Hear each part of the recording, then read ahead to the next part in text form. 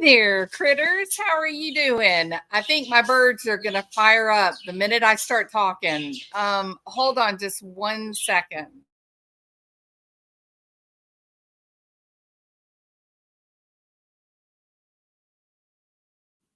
Sorry. Sorry about that. The birds love it when I talk. It's pretty funny. So I hope everybody is doing good. How are y'all? Hey, Sketty Nona. Hi, Scarlett. Yeah, it's good to see y'all. Hey, Team DC Do 222. How are you doing? All right. So let me put in I'm gonna do some talking. I got a video to for us to watch. Not the whole thing, just a little clip. Hi Jill, welcome. Good to see you. And how do I pin this? Let me see. No, I don't know how to pin the link. I'll just keep adding it if people want to, come up on panel and talk. But anyway, regardless. So, I've sat back. I think I've watched every live related to the new filings and the request for the Franks hearing and in the Delphi case. And we have the expected chasm in the community. We have those that are really intrigued by all that came out from the defense's side. And then, of course, we have that other side who is just saying it's stupid and it's not real and it's all a bunch of hogwash. But we've learned to expect that, right? You can almost like predict it when these stories break. You can kind of point, which people are going to have an open mind and they're going to consider the various facts and information. And then there's going to be another group that are just going to be really closed off and really even a bit aggressive. And this has been one. Look, I am the first one to say that this whole, ritualistic sacrifice defense, especially for this sleepy little rural town, named after old European folklore. I'm not even sure we'd call it folklore, but ancient European history. If you've ever read about Delphi and what it was and the mystical implications, it's quite interesting. And I wondered for a little while, years ago, when I was talking about this, when they had just come out with the second, what was actually the first sketch, but it was the second sketch they released, and I'll get into that a little bit. But I have this thought: is this was the killer a person who was being motivated by some type of fanatical religious fervor, and that somehow they had connected the river and the bridge to the ancient Delphi story? Is that is that possible? Could that be what it was? So it just never did. I just never felt like this explanation that one crazy dude just goes out there and can we say it this, one old crazy dude or overweight crazy dude goes out there and manages to wrangle two young, well-coordinated, active athletes, not only down the hill, but up the stream bed and across the little river and then back up another hill. So this person who did it at least would have had to have a great heart, right? And yes, I agree. The gun is the great, motivator for sure. But what happens? Okay, so as a young person, or hell, even an old person, if somebody has a gun, we call it the great motivator, because all they need is a gun. The gun speaks. The gun says, do what I say or there will be danger. Do what I say or you will be harmed, right? That's the motivation. That's the unspoken contract between the person with the gun and the person who is doing as they're told. The unspoken contract, and I guess sometimes it is spoken, do what I say, you won't be hurt. But if you don't do what I say, then I'm going to hurt you. Correct? So that's kind of how it starts. Well, so you've got these two young, strong, healthy athletes who see the gun, even though the guy's a little bit older, a little bit middle-aged spread and whatnot. And they say, you know what? We're gonna do what we're told. Because if he's got the gun, and we just do what we're told, and then we won't get into any trouble. Correct? So they go through this whole thing as it has been up to this filing for Frank's hearing. He gets them to go down the hill, up the side of the river, across the river, and in some areas the shoreline that was on the side where the bodies were discovered, that they believe that was as much as even 5 feet at that time, based on flood maps and whatnot. But basically between 2 feet and 4, maybe 5 feet of water, if there was some flooding, they would walk across. He would be able to get them to walk across and then back up the hill again. Correct? And they're doing as they are told. But then here's the problem. What happens? The first kid that gets hurt, there's now a broken contract, isn't there? So if the two girls are believing if we do what we're told and we won't be harmed, then sure, they're going to be motivated by that gun. They are going to go along and do as they are told.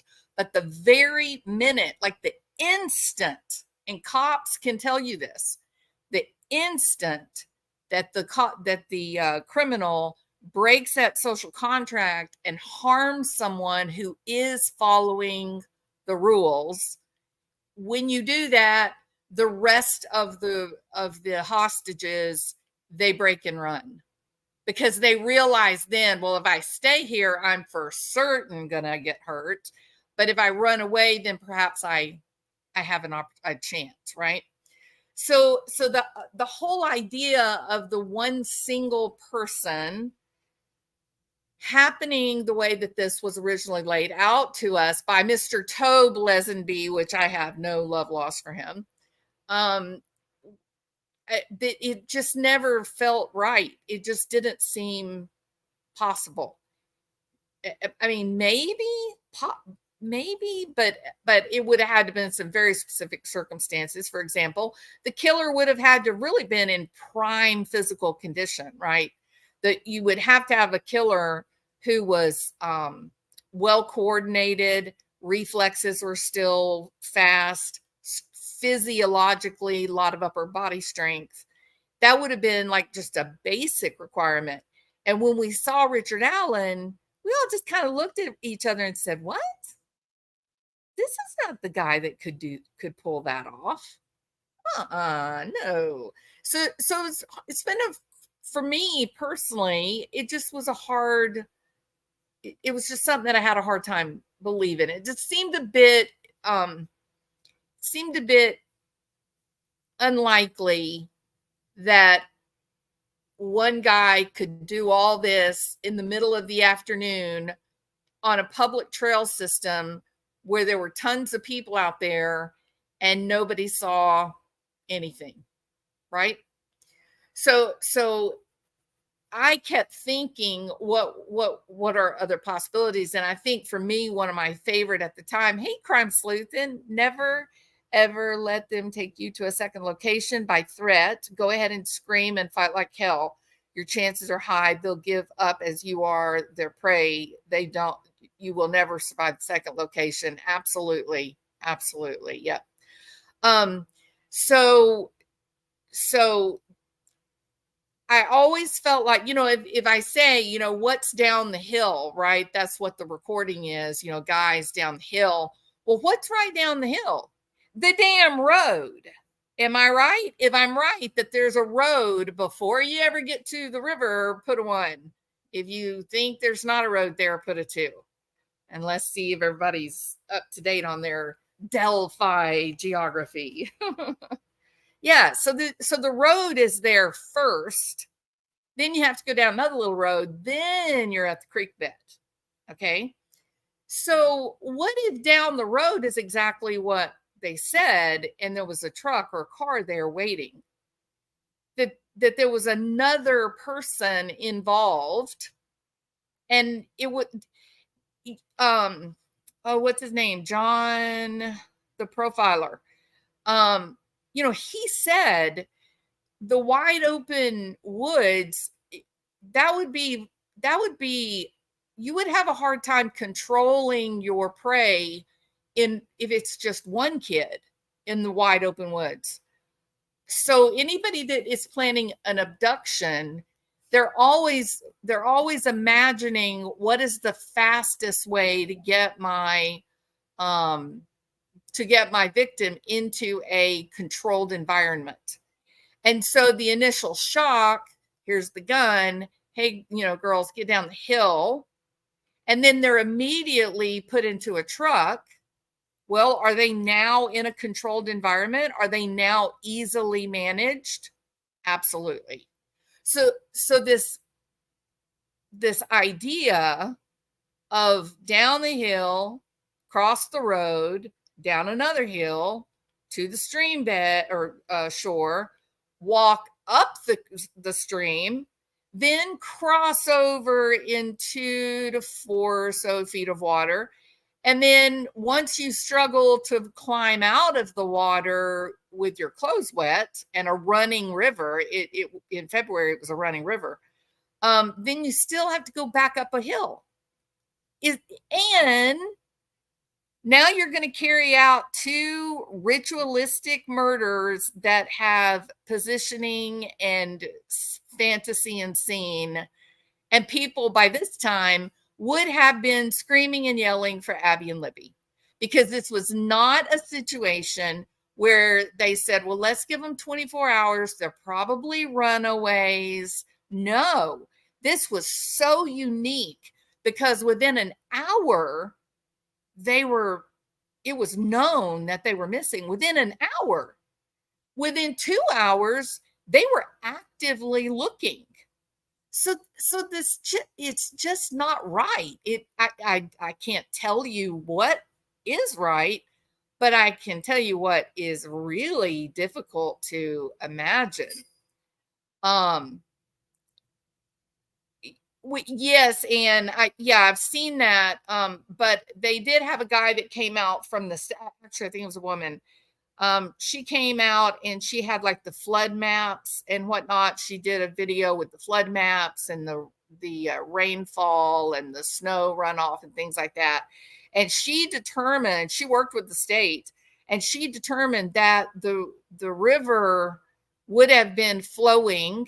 It would have been full, and that it would have been anywhere between 2 feet deep up to about 3 feet or 4 feet deep. And over on that far side where the tree was in the water, it's possible it could have been as high as 5 feet, but she doesn't have any way of knowing that. But she brought her maps and all of the information to predict such a thing. So I think I think it's interesting.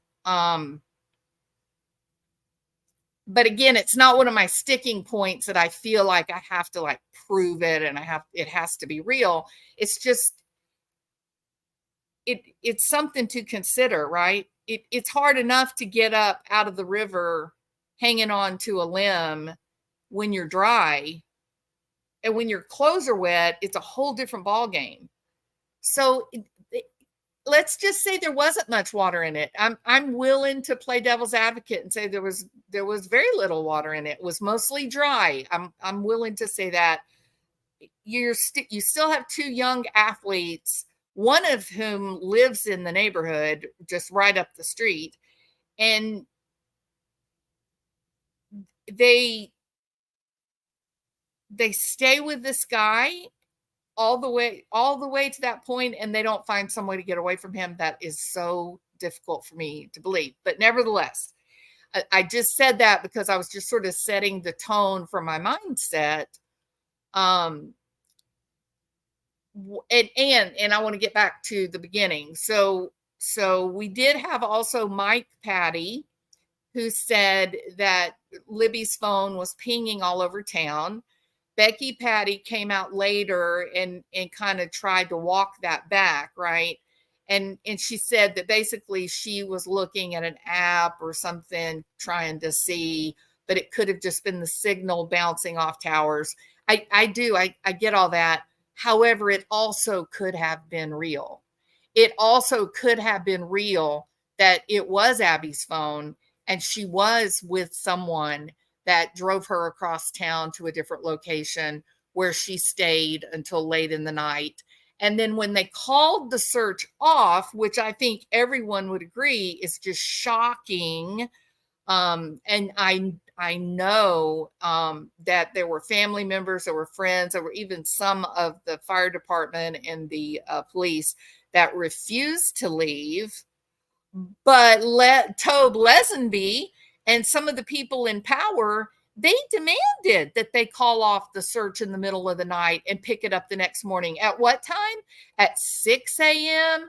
No. 7 a.m.? No. They were going to meet back up at 10 a.m. 10 a.m. That sounds so odd to me. This lackadaisical kind of, well, it's not a big deal. It's very disturbing. But some did stay out on the trails, right? There were some that stayed out there still looking. But the powers that be at the time, they said, nope, it's too dark. It's going to be too cold. I got to consider my own, officers' safety.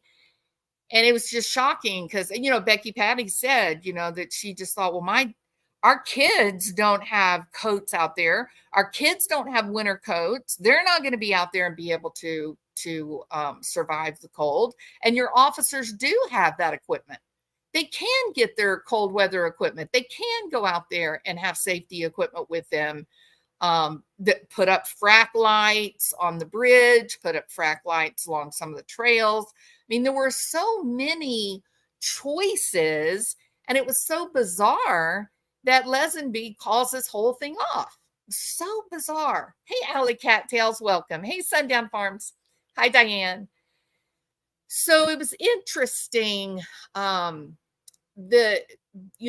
Mike Patty saying her phone is pinging all over town. And I do recognize and accept that it could have been simply the signal that was getting passed off to a less busy tower. However, this wasn't exactly Birmingham, right? It wasn't Houston or Los Angeles. It's a little bitty tiny place. It's the middle, it's later in the evening when they started thinking about, I wonder if we can track her phone. So yes, it could have been just a signal passing off, but it also could have really been her phone. All right. So again, we gotta keep an open mind and consider all sides. And the topic for this video, for this consideration, is this really the application for the Franks hearing? Is this really nonsense? I've heard someone and another creator YouTube channel. I've heard this person call the defense idiots and liars, and they're so stupid, and everybody knows what happened. I've heard that, and I thought, but wait a minute. Why do we have to be so close-minded? I know we can't go wild and go crazy and run with every little tiny detail that's laid out, But do we also have to just like put our blinders on and stick our fingers in our ears and pretend, oh, this isn't happening?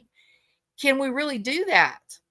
So the topic of this video is it really nonsense, this idea that there was some type of ritualistic type of death? Or is this actually a possibility? Should we keep an open mind and watch with interest as things unfold in Indiana? Or should we, close our eyes and put our fingers in our ears and pretend like it's not happening and look the other way? Say, no, we're not going to listen. This isn't real. This isn't happening. I'm not going to consider it. They're a bunch of idiots. They're all stupid. They're all liars. I'm not going to watch. I just don't think that is, I don't think it's a smart thing to do. I think and so let me kind of go on with that. So there's a video that I want to share. Hold on one second. Hi, everybody. I see people coming in. It's Kelly Miller. Welcome. Good to see you. Hey, Kathy R. Cinnamon. Hot. Let me get my video up here. Share screen. Come on. There we go. Let me find it. And this is a channel that I've really started enjoying. Come on.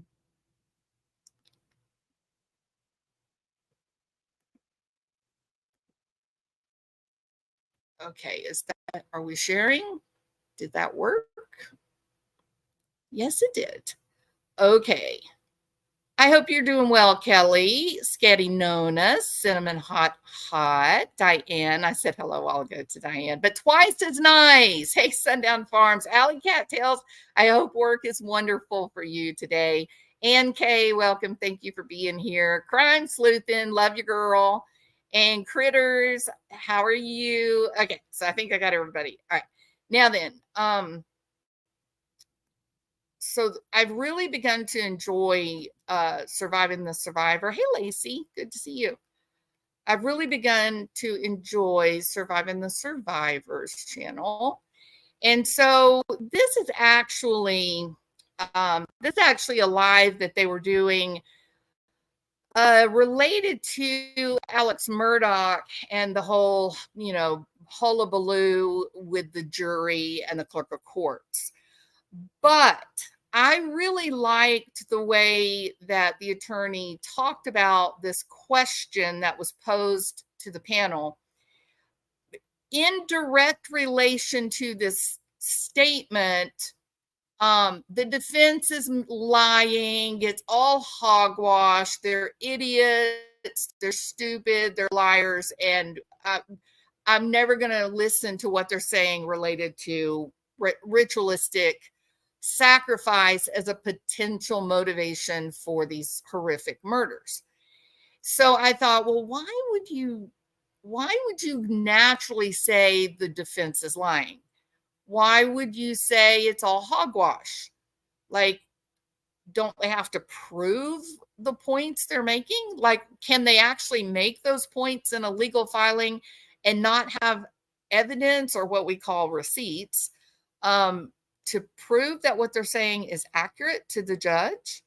So listen to this question and then the response. And this man down in the bottom left, he is actually representing 4 of the Murdaugh jurors.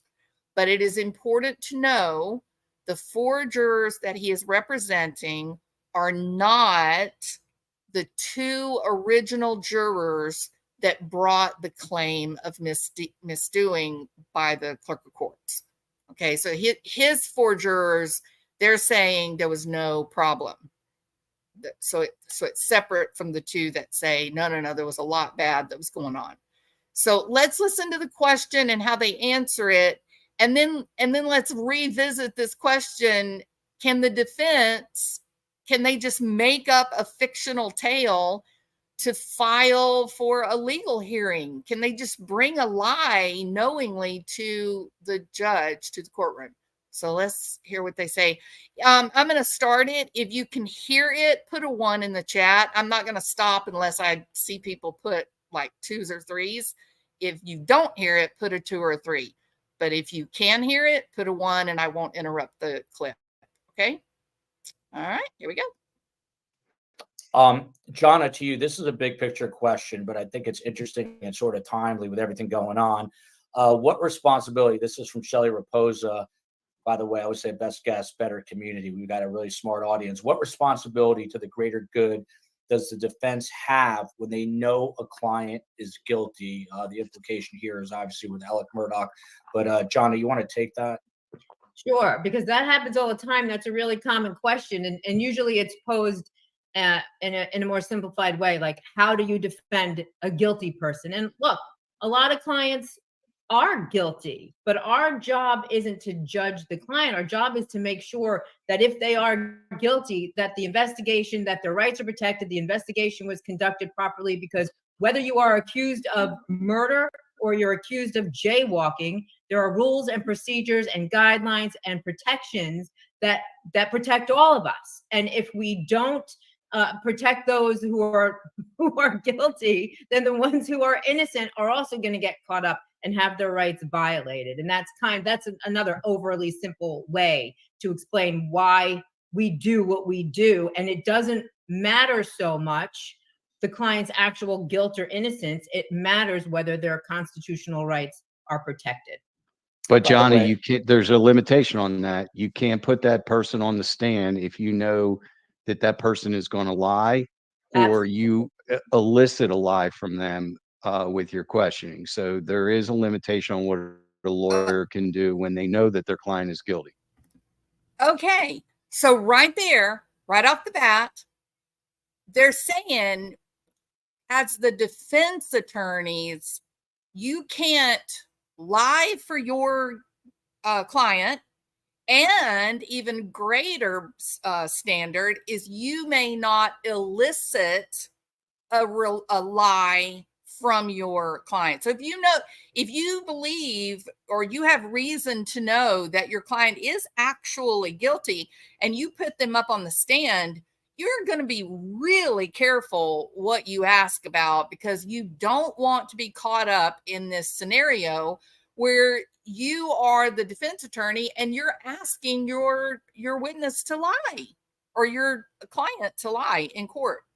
So no, you can't, as the defense, you can't just make things up and go in and lie. You can't do it. Well, no, you're absolutely right. Unless the client wants to get up on the stand and admit the truth, but you can't suborn perjury. You can't concoct a story. So if your client's going to lie, then he or she has to sit next to you and shut up, because that's the way it is. We can't put our ethics on the line for that. Right. And as lawyers, we're protected against doing that. They can't put their ethics on the line for their client. So why are we even entertaining this notion that the filings for the Franks hearing, the information related to Odinism, sacrificial intentions, things like that? I mean, this filing names people. One of the names specifically in it is a guy who has been incredibly active with one of the Odinism group offshoots in Indiana. It's called the Vinlanders, and I'll be doing another video specific to the Vinlanders.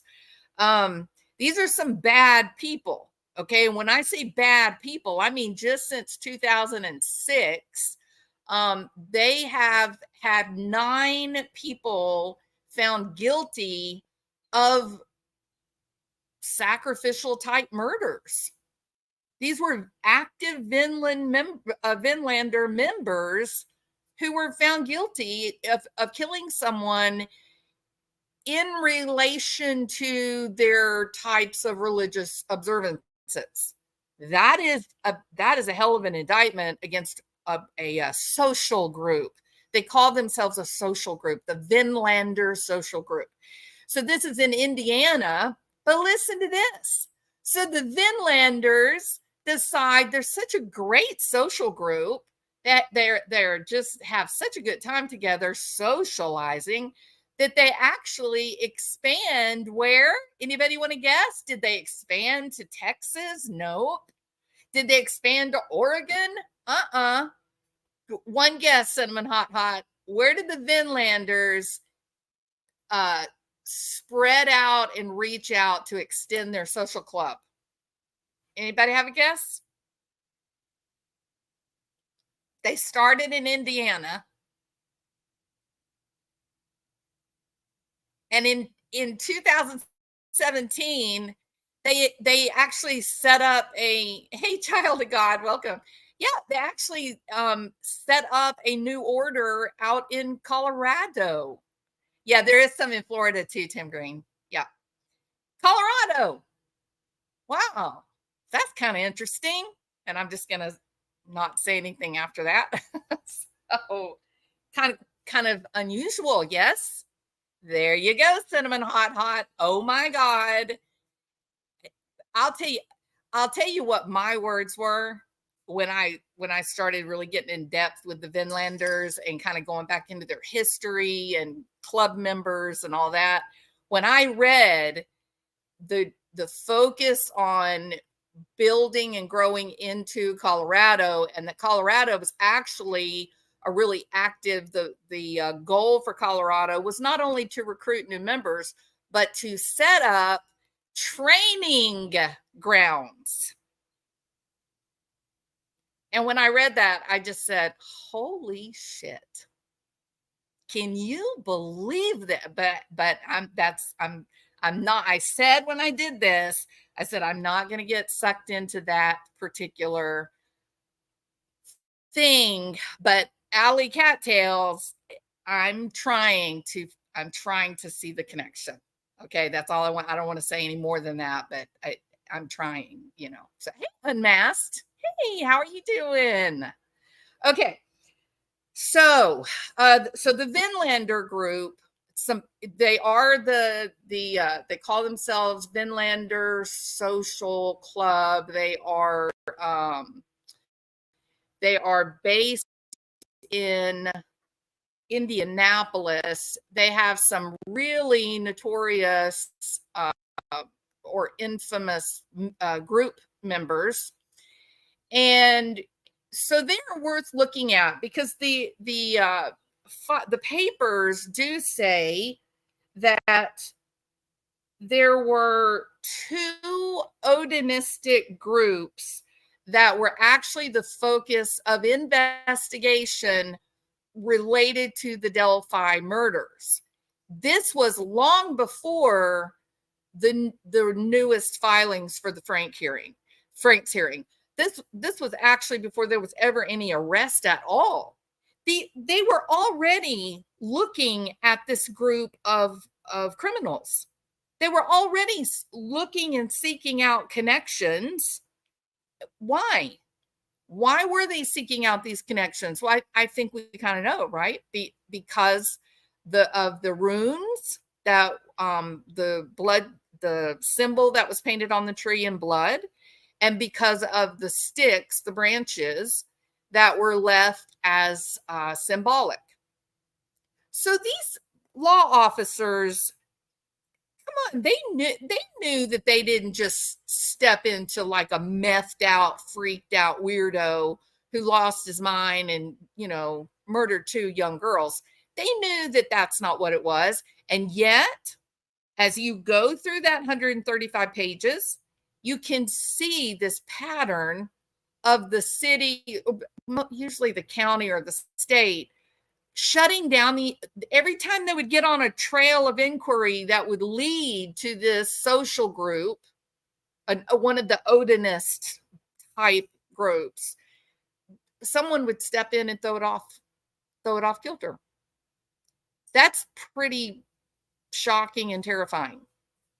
So the papers do say that there had been investigation into at least 2 of the Odinistic type groups. And according to what I've been able to find so far, there really are kind of 3 groups. The one that for specific to Indiana, the one that I'm really I think has a lot of promise is the Vinlanders, but there's also the Saxon Kings and then the Indiana Aryan Brotherhood. And to be fair, these groups are quite incestuous. Okay. They tend to like, they'll have a group together, then they'll want to expand or branch out, or there'll be an argument. So a few of them will break off and make their own little group. But they're all pretty well coming out of the same larger type of mentality. They all have the same, close to the same types of beliefs and that kind of thing. And just a quick kind of moment. They're anarchist. They're against government rule. They will not take the position of being a slave in the greater society. And they do have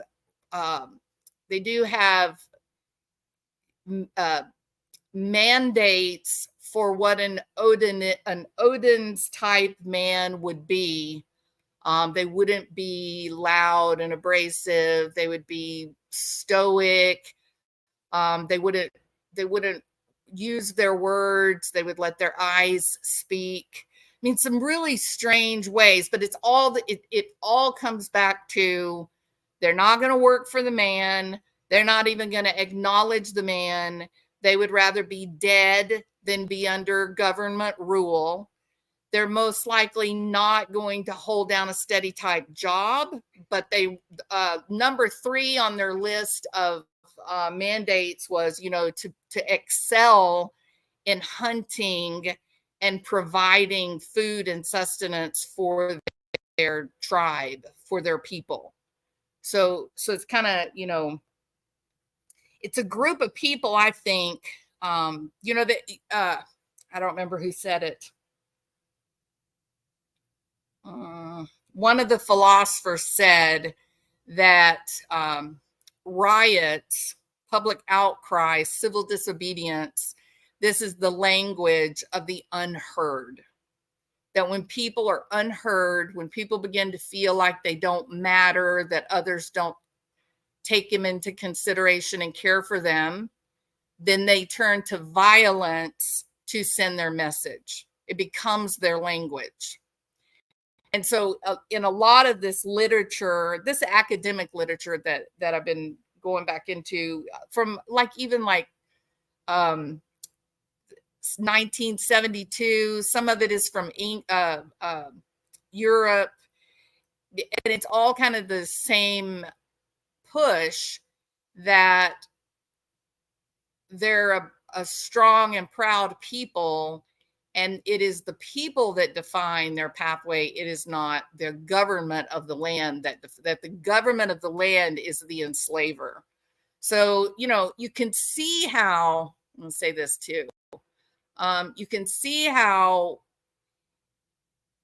if you feel like you've been forgotten, if there's no jobs, if there's no dignity, you blame the government for that.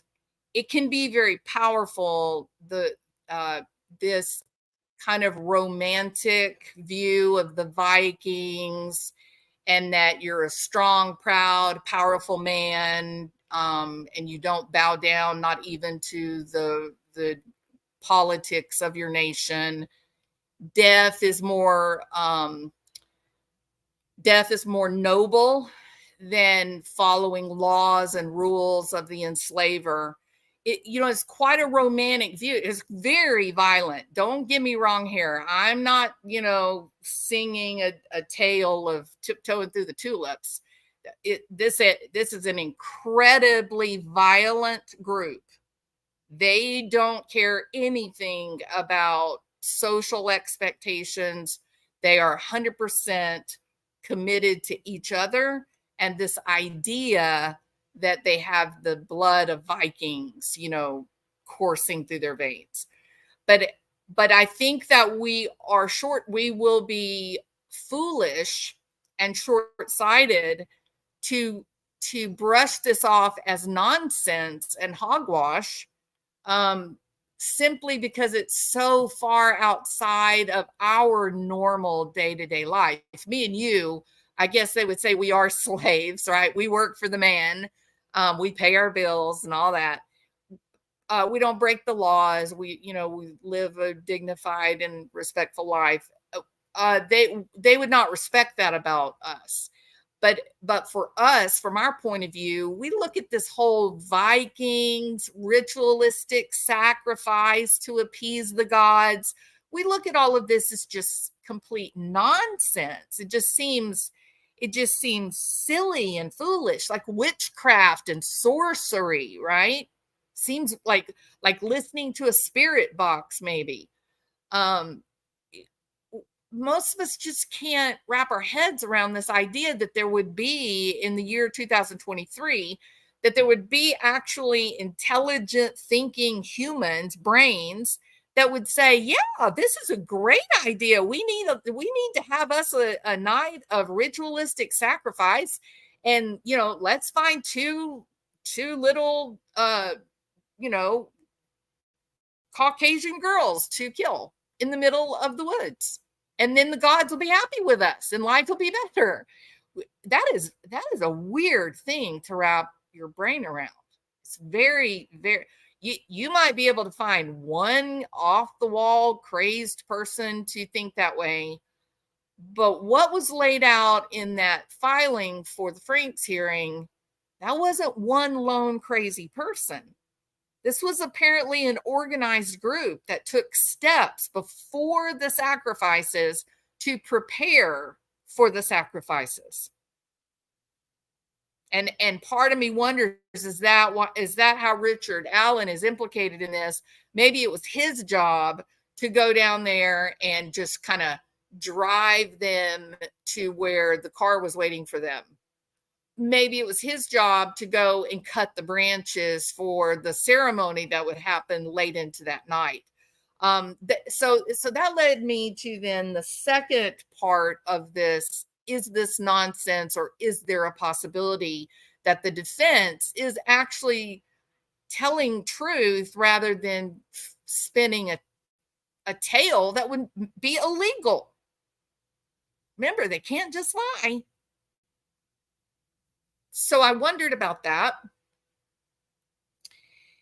And yes, it is true. I have heard some creators say, oh, the Vikings didn't have human sacrifice. Well, you would be wrong about that. They actually did have human sacrifice. They also sacrificed other animals, large and small. And in fact, the ceremonial sacrifices were so powerful and so well accepted that there would be people that would volunteer to be a part of the sacrifice, that they wanted to be killed in order to help their tribe and the future of their people. Many places I ran across descriptions of different types of sacrifices and whatnot, and there was this common thread running through much of the text. Again, this is not stuff from 2016 or 2019 or even last week. We're talking about things that were written by academics even back in the 70s, the 60s. Some from Europe, even later, earlier than that. But there's a theme that you hear that one of these sacrifices, that they would sacrifice 9 people.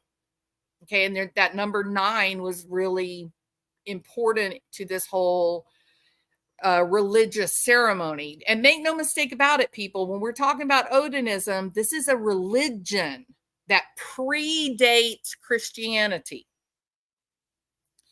So this number 9 has significance. I ran across an old Odin song, and I'm just gonna read a couple of lines out of the song because it jumped at me from this whole 9 bodies, 9 people would be sacrificed on the same night, and they would be hanging from the trees. And there's this is a religious ceremony, like we take communion, right? And so the hanging from the trees, the 9 people, this is all part of the ceremony. But the song is, and I quote, "I know that I hung on a wind-rocked tree 9 whole nights with a spear wounded, and to Odin offered myself, to myself on that tree, of which no one knows from what root it springs." So there, that's it, right? There it is. It's saying the whole hanging from a tree, that the ceremonies are at a specific time of night, and that there are 9 bodies that are generally associated. Let's see. I don't want to talk about all of this.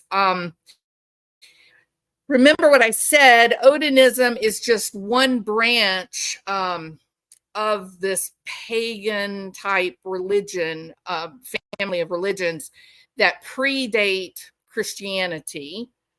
They come from the Germanic people, like Germans, Dutch, Swedes, Norwegians. But also there was a lot of pagan worship, obviously, with the Egyptians and the Romans. They were very similar, and the Babylonians.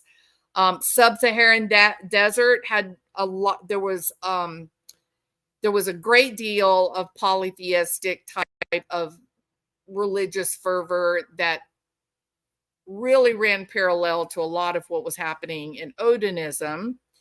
And if you hear people talking about Valhalla, I know that there's a lot of motorcycle gangs that have sort of taken that idea of Valhalla, and that Valhalla is basically the Odinistic view of heaven.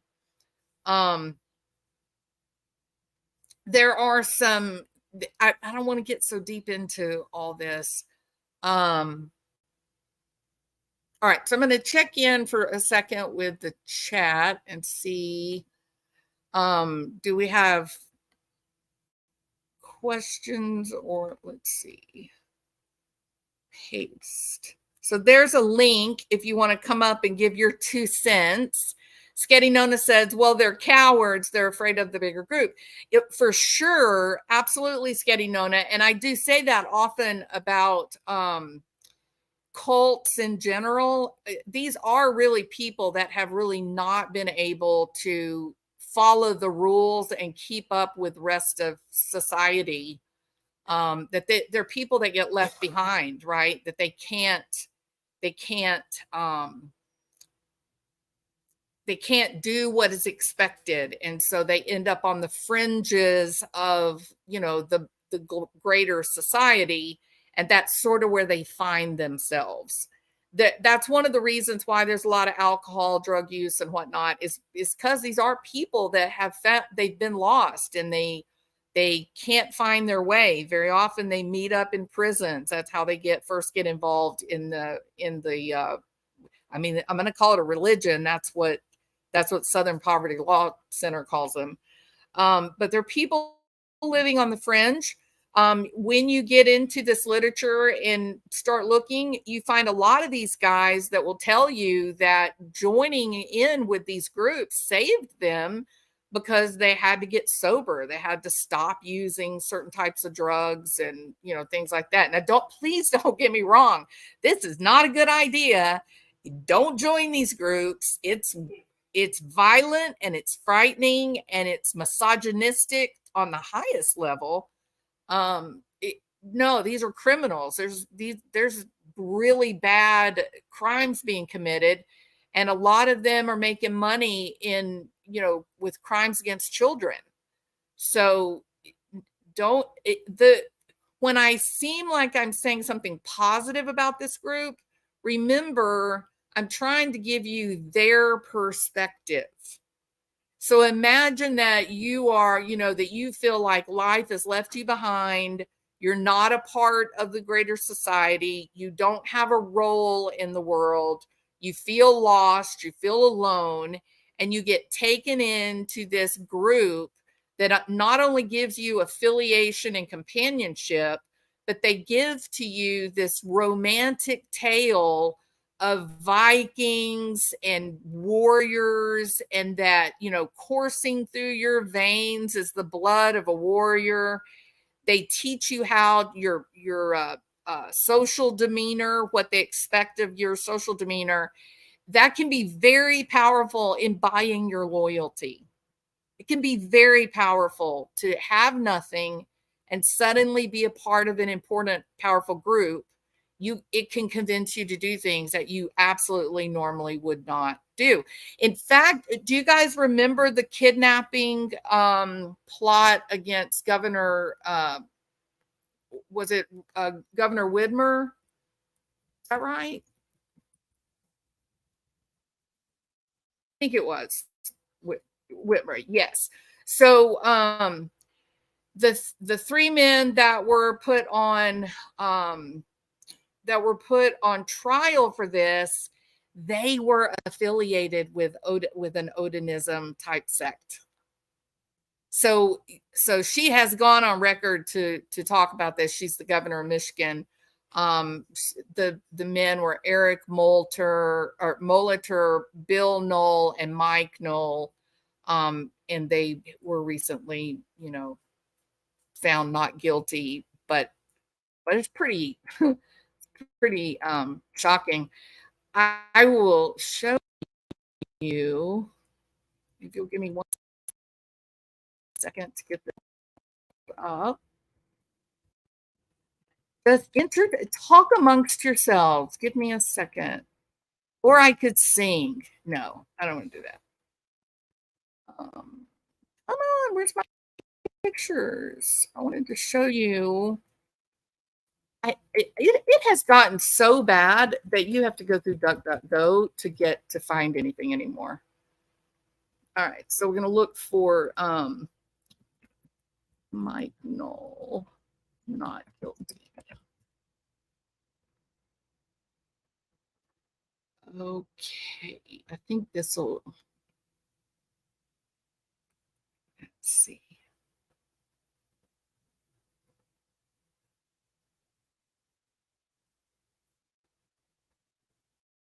There's one picture. Okay. I can share this one. This isn't the one that I was thinking in my head, but it makes my point.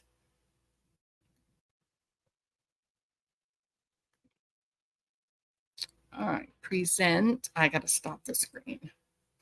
Present, share screen. And so here is, make sure you guys can see that. Yeah. Okay, so this is a picture of Mike Knoll. This is their look. This is what they look like. Think about Richard Allen. Think about Messer. Think about Bob. They all kind of have that look about them, right? Oh, you're too sweet, Lady of Angels. Thank you. It's getting known. I took a picture of a small sign in a back alley of my tiny town. The next week the sign was gone. It said Great White Way. This is in Iowa. I'm telling you, they have really they have been trying to stir up a huge race war for several years, and it is terrifying, the games that they're playing. This is terrifying. So you see, this is a common appearance, right? And of course now Mr. Bob, the one who, we'll do a video on him, he's getting attorneys to sue people, but that's okay because, I don't know, Bob, you're in the filings, Bob.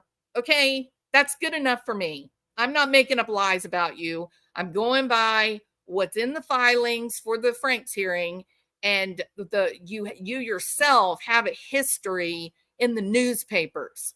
So yeah, we'll just talk about that later, Bob. Okay. But they have this look about them, right? And that's why I was watching oh gosh, True Crime Investigates, Anthony Greeno's channel. I was watching that the other night. And he did a poll in his chat, wanting to know if people believe that Richard Allen is still involved, even though the defense believes this was ritualistic sacrifice. There were other people involved. Even though the cops may have dropped the ball or interfered with the investigation, maybe other people knew about it, were even there when it happened, do you still believe that Richard Allen was somehow involved? Or do you think that this information about the Odinism group, does this absolve Richard Allen of responsibility? And my answer to that was no, in no way does it absolve Richard Allen of responsibility. For one thing, just his appearance at the time, in 2017, just his appearance made it, he looked like all the rest of these white supremacy types of guys there in Indiana. So I'll put this up. I mean, we all know what the guy looks like now. But after seeing the picture of this guy Null that was part of the plot to have Governor Whitmer kidnapped, look at this picture. This is the mugshot. No, I don't think this information absolves Richard Allen. He looks like the rest of the group, the Vinlanders. They all look like this. This is all their social appearance. Now, they have started in recent years. They have begun that massive tattoo, I don't know if you guys can still hear me. I lost. Hopefully I'm still connected. Yeah, I agree, Jill. I don't think this, I don't think the information that the defense is bringing to the table here, I don't think this absolves him. If you're gonna try to implicate a group as a social group, the Vinlander social group, if you're going to try to implicate a group of pagan type religious people, how are you gonna defend against Richard Allen not being a part of them? Now they have come out and said, hey guys, Richard Allen has no connections to Odinism. Okay, well, he may not have any connections to Odinism, but how many of you guys sniffed around to see if he had any connections to the Vinlanders? Because I think he's got a friend who's in the Vinlanders. All right. And I'll make that case too on another video. So no, I don't think it absolves him. I think that it is highly possible that he's the guy on the bridge to drive the girls down to the car. And then there were other people there to collect the girls. And then the murders actually happened somewhere else. And then once the search was called off in the middle of the night, then they were able to go through the ceremony and return the bodies near the location and set up their, room, the religious symbolism. They were able to set that up. So that's sort of how I see this kind of possibly having, again, speculation at its finest, people. wild speculation. Okay, I'm not saying this is fact, but I think, you know, law enforcement is taught to consider there is a an abduction, a scene of abduction. There's the scene of the crime or the murder, and then there is, you know, the discovery, like where was the body left. And in a lot of times you can have 2, 3, 4 different locations that require you to investigate because it happened in different places as part of a process. They earn money, make sacrifices, and prey on children. Yeah, it's getting known. Not just children. There's a lot of human trafficking things. Yeah, why would they implicate themselves? 100%, of course.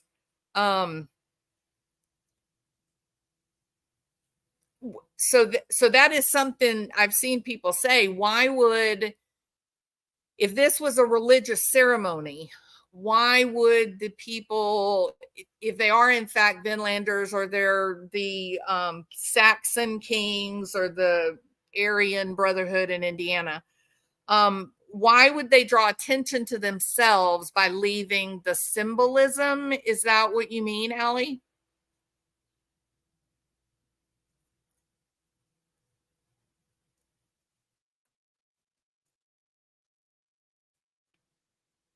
I'm waiting on Allie's response.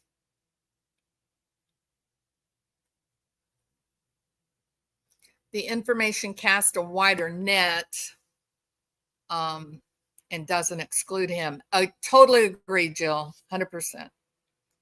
Yes, just thinking this through. Gregory Worth is saying, one can say that Richard Allen's physical deterioration is due to mistreatment.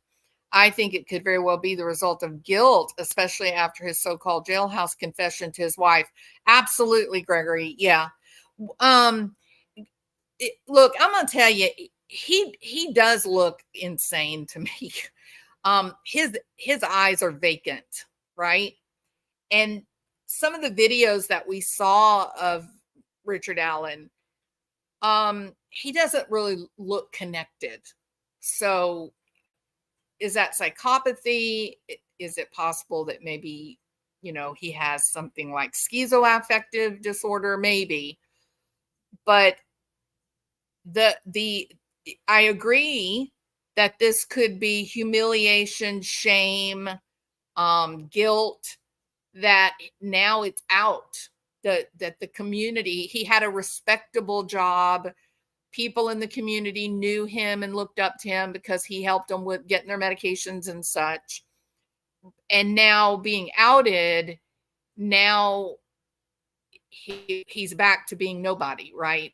So that can be a terrible burden for someone that has certain types of childhood, you know, trauma and whatnot.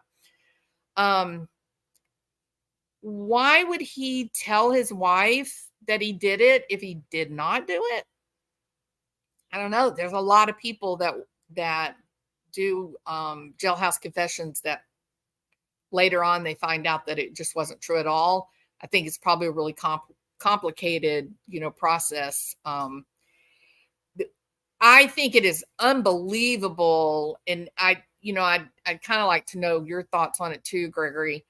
I think it is unbelievable. It's shocking to me that you had guards that while they were in their uniform, they were wearing patches representing their Odinism sect. Is that crazy? In any place I've ever gone before where there were uniforms, there were very specific guidelines, like the patch should be 1 inch from the shoulder seam. Like there was really specific guidelines that everybody's uniform look exactly the same. So how the hell were these two guys able to run around with their little Boy Scout, triangle patches? How'd that happen? So it's there's enough evidence in that filing that I'm going to pay attention.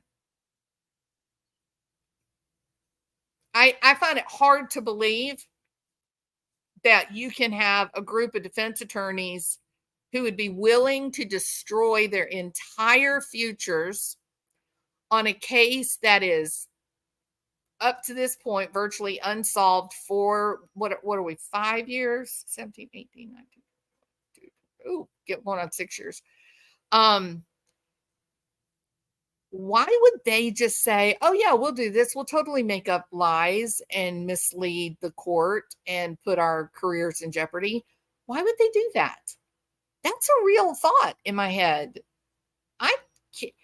My first reaction when I saw this, and then I kept saying it's not really ritualistic sacrifice, right? I kept trying to balance it, and then I waited to read the papers, and when we got the papers, I was reading through it. I don't even know how many times I said, "Holy shit!" Like I was baffled. This is crazy, but again. Attorneys are held to a certain ethical standard of practice. And not only can they not lie, it's a crime for them to lie. They cannot allow their client to lie. They can't do that. They cannot suborn perjury. It's illegal. Alley Cattail says, I hear ya. It just seems like they wanted to get caught, or Richard knew enough to stage a scene, or things just kind of looked that way after a half-ass cleanup. And there's a lot of problems with the evidence documentation and gathering, right? It's like they may have intentionally, like they didn't keep the sticks.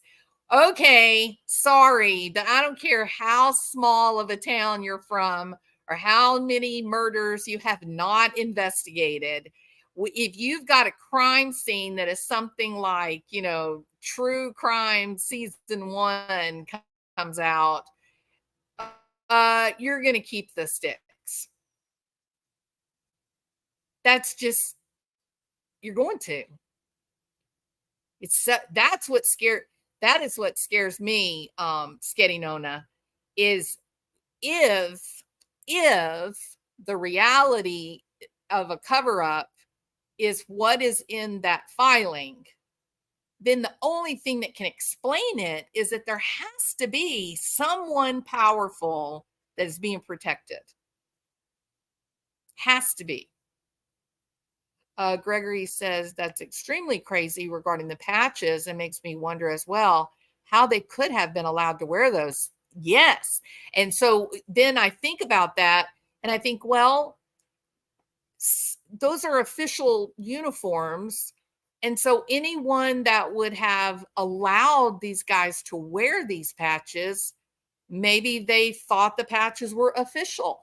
Maybe they, like a fraternal organization, like I don't want to interject their names into this, but you get what I mean.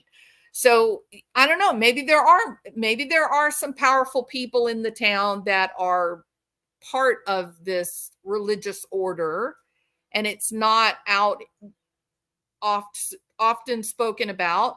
But whomever it was that killed these girls, that they were comfortable enough that they didn't fear investigation. They don't fear being prosecuted. And can I just say this? Bob's kind of ballsy. You know what I mean? Bob is laying out burned matchsticks that is exactly what is described for the branches that were positioned on the bodies of Abby and Libby, and taking a picture of it and putting it on his Facebook page. Does this sound like a man that's worried about being investigated and arrested? Or his taunting, playful, oh, well, let me put this hat on, see how many of you Karens I can trigger. And if you don't like that cap, what do you think about this cap? And his demeanor is exactly what is described in the actual literature for the Vinlander social group. So if this is a white supremacy type group that is using Odinism or a form as their religious bond, if there are powerful people that are associated with that they protect and they keep secret, like politicians and stuff, then they would not have fear. They would want their religious ceremony to be just that: reverent, exact. There would have been prayers or song. There would have been some sort of words that would have accompanied the symbolism that accompanied it.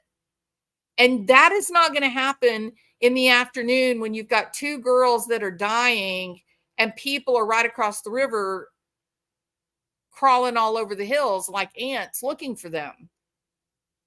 That would be something that they would need peace and time for, right? Maybe do they have to let them because of religious beliefs with patches? And then why are Vinlanders working for the man in jail? Yeah, I mean, sure. These are all questions I've asked myself for sure. How could they commit this all out in a sliver of time? Yeah, so fractured fairy tales, that I talked about that at the beginning of this video. I just don't think that this really happened the way that we have all been told that this happened, where they walked across the road and then down toward the river, and then they walked up the river till they could find a place to cross over that wasn't deep. And then after they got through the water, then they went up the hill again. I'm not sure that I find that hard to believe that's the way it happened. I think it's more likely when the guy says, down the hill, that there was a car or truck that was waiting there. And I think this was an organized thing. I mean, they say they had the branches that were cut by a chainsaw. So maybe that's why Richard Allen was there. Maybe Richard Allen was the watchman. Maybe it was his job to wait, and then once he got them on the bridge, or he watched them until they did get on the bridge, then his job was to get behind them and not let them go back the other direction, drive them toward the car, right? Maybe his job was to go out there and cut branches a specific length, and a specific number of branches. I mean, it is insane, Allie. I'm not saying on any no stretch of the imagination. This is not the typical experience of murder. Murder in general is usually an act of great emotion, right? Passion. Someone's mad, someone's jealous, someone's angry, they've been violated or betrayed. Then the second line of murder is someone with a mental illness, right? So this is something different. This is something that we don't deal with in this day and age. This is not something that is comfortable for people. We're a civilized world now. We're a civilized society for the most part. But, and that was the reason, Allie, that I went back and I looked back at like the Vikings and the early Odinism.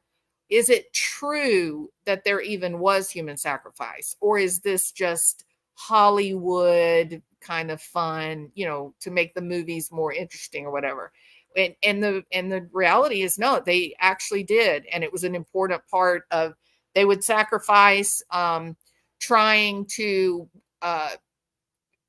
make their tribe stronger, or that they would bring blessings to them, things like that. Reminiscent of Satanic Panic. Well, we can definitely say that it kind of has those leanings of Satanic Panic. But we got to remember, Allie, this is not from wild speculation. This is from an official legal document requesting a legal hearing. That is different than running across some historical connections and sort of using wild speculation to arrive at some kind of clickbaity, crazy kind of idea. So, you know, we really kind of have to be sure we're not having our finger on these scales. We got to stop a minute, think about what we're dealing with. This is a court filing, and those attorneys have legal constraints on them under penalty for losing their license to practice law. Yeah, it hit like that for me too, Allie. When I first heard that, I was just like, oh my gosh, this is nuts. How can Richard Allen allow this? This is another slap in the face to the families of these two young ladies. This is gross. This is an obscenity. And then I read the papers and I thought, they have police reports, they have phone calls, they have witnesses, they have photographs of these guys wearing these patches. This is nuts. So that's where I'm at, Allie. I'm with you. That's why I thought, you know, that this topic, in terms of not arguing all the fine points to the filing, but to just really kind of as a topic of conversation, does this even have the possibility of being real, or is it just all over just nonsense? And I think we have the possibility of it being real. I think that Indiana, since 2006, 2016 and 17 became another period of time where there was a lot of activity among the Odinist type groups, white supremacist, skinhead type people. Indianapolis was full of these guys. You go back to the filing says that the police themselves were looking into at least two of these groups, which means they knew that those were not just random tree limbs laying around that might have looked like something. They never would have gone in search of what do these symbols mean if it had been vague to them, right? I just don't believe it. The fact that they moved Richard Allen to the actual prison rather than housing him in the county jail, which is the standard, and it was at the prison where you had these two guys with the patches. And they said that the two guys are always with him. They're always watching him. They're always with him. That's humbling. That's frightening as hell. Odin Brotherhood embraces polytheism. Yeah. And that's what I said, Black Rose. It's an incestuous group that, even though they may say there's 2, 3, 4 different sects calling themselves different things under the umbrella of Odinism, specific to Indiana is the Saxon Kings, the Indiana Aryan Brotherhood, and then the Vinlanders. And the Vinlanders do have connections to Delphi and this area. So I think, after kind of going back through learning about the Vinlanders, some of the people involved in the Vinlander sect, learning about old Viking human sacrifice, that the runes are matching some of the symbolism that was at the crime scene. I don't think we can discount this. And I think that we would do a big disservice to look at this group as a legitimate. Okay, I know people are going to get mad about this. It's hard for me to accept it as a religion, although historically it would have been a religion. They were representative with Constantinople when they were meeting to try to develop a Bible, right? So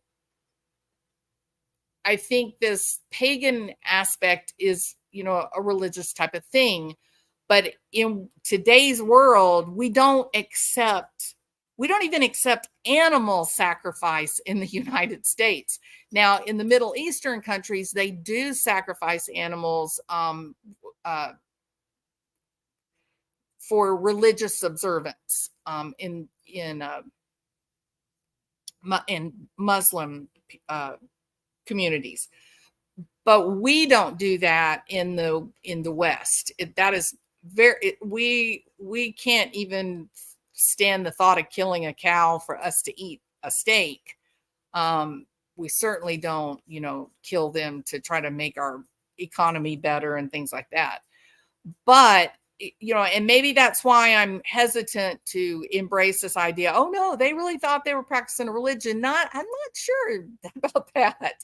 I think it was a lot more focused on their own identity needs to be a part of this group and to have that affiliation of power and to see themselves somehow as special.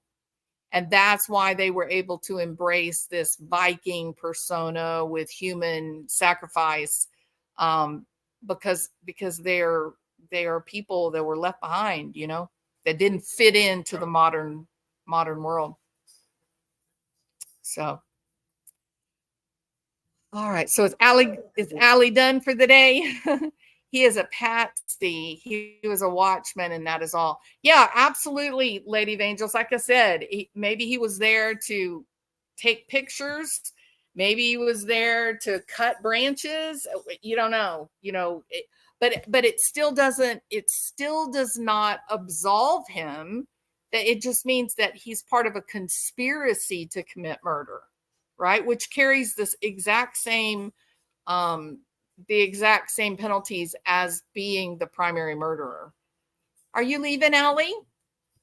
I keep seeing people waving. The belief in or worship of more than one God, polytheism of the ancient Near East. All right. I got sucked in, Allie. I did. Look, we are the ones with the original Speculation Fridays, right? I mean, it is. Look, this is interesting, and it doesn't, just because it's interesting, it does not take away the reverence and the prayers for Libby and Abby's family members and friends. In fact, my first thought was, my God, how much more can these poor families take? That was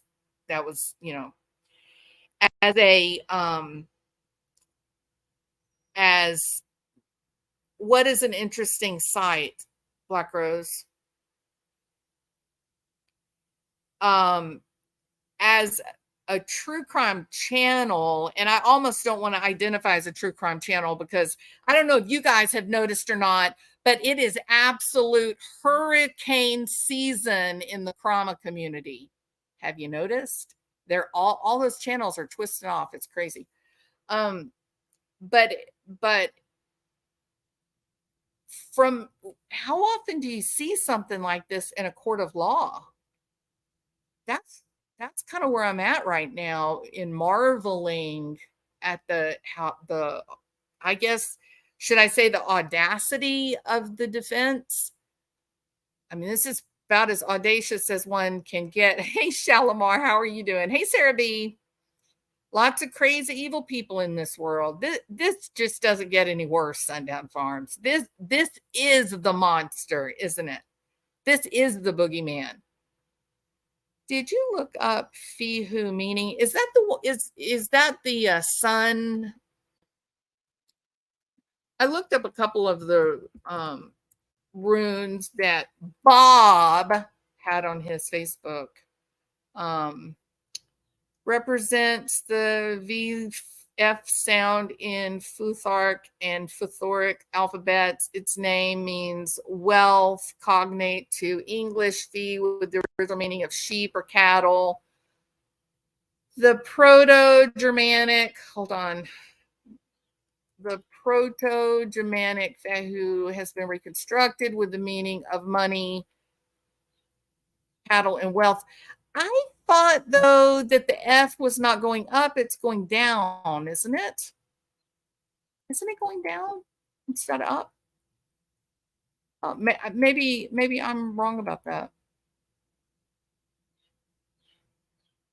I thought it was pointed down. The one that, yeah, the one at Delphi on the tree, it's pointing down, and that's the Ensus, which is the conventional name given to a ruin of the elder Futhark. The name is based on Proto-Germanic Ensus, denoting a deity belonging to the principal pantheon in Germanic paganism, and it is related to like power in the sun.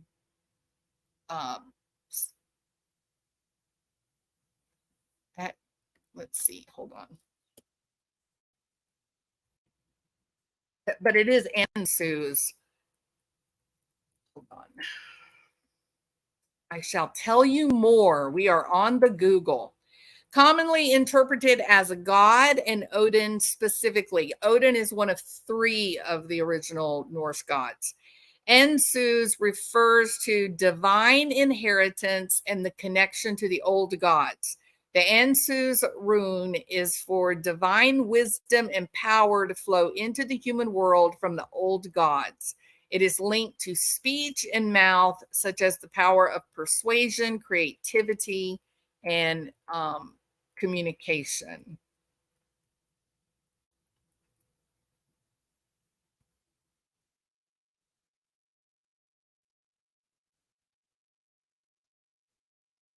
Represents wisdom, communication, and creativity.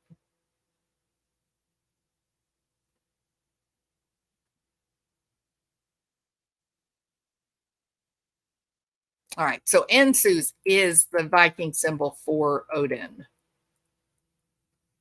All right, so let me see one more thing.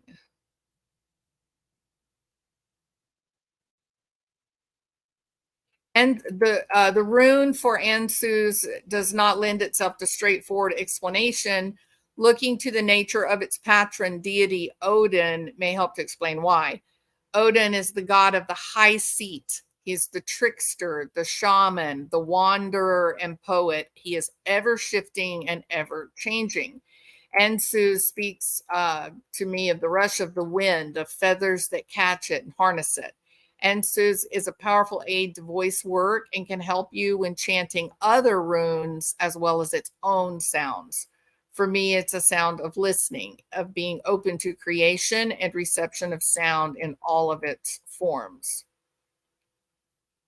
They use the runes to unlock magic, healing, and wisdom. They use breathing, meditation. Ensus is the very life force of breath. It is sometimes called the container, which, if you consider air is all around us and circulating within us, that would describe Odin. The term sticks and stones may break my bones, but words will never hurt me most decidedly does not apply to Ensus. This is a rune that is all about the power of words and sound. It is particularly associated with Galder, which has qualities similar to the Japanese Kotodama and the satirical power of the Irish Druids, who were said to be able to rhyme a man to death. Legends throughout the world, religions which speak of the power of sound to create and to destroy. Ensus is the power of that sound and the means by which we acquire the knowledge and the wisdom to wield it.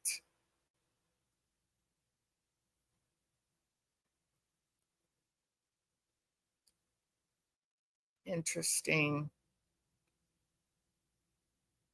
Dark blue or indigo is the color represented by Ansoons. The plants are ash oak, fly agaric. The aroma is cedar and clove. The body is the throat. And both, I guess Libby's throat was cut and then Abby was stabbed in the.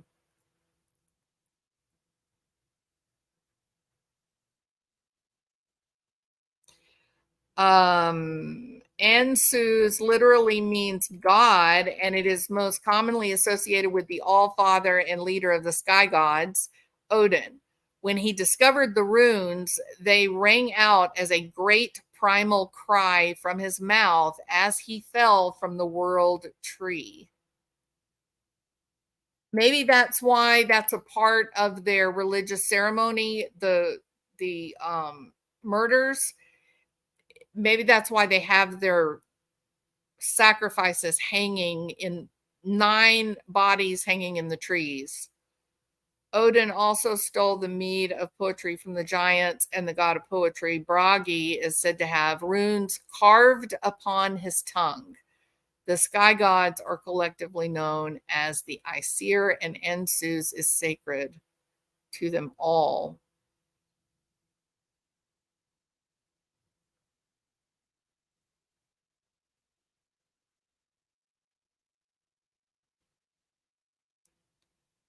Odin is the binder.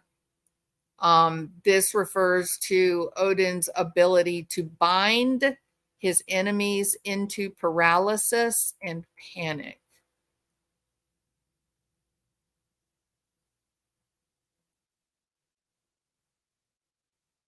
Related to river.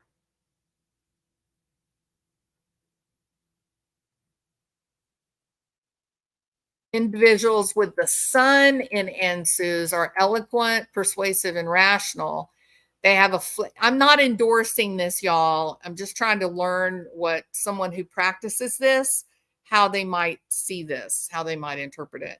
Individuals with the sun in Ansus are eloquent, persuasive, and rational. They have a flair for understanding and working within complex rules of big organizations and society. See, that's why I keep thinking there's powerful people associated with this. They are more interested in what power can do than in it holding it for its own sake. They are versatile, and reference to the rest of their birth chart will be helpful in determining where their undoubted talents, interests, and desires may take them.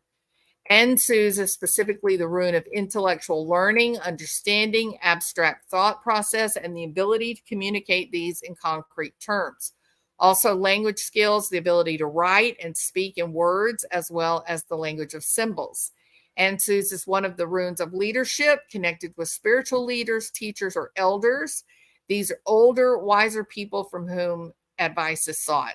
The chanting of Ansus or meditation on Ansus can open channels of inspiration previously inaccessible. This is just, well, it's crazy, right? Make sure the room in which you're working will be free from disturbance.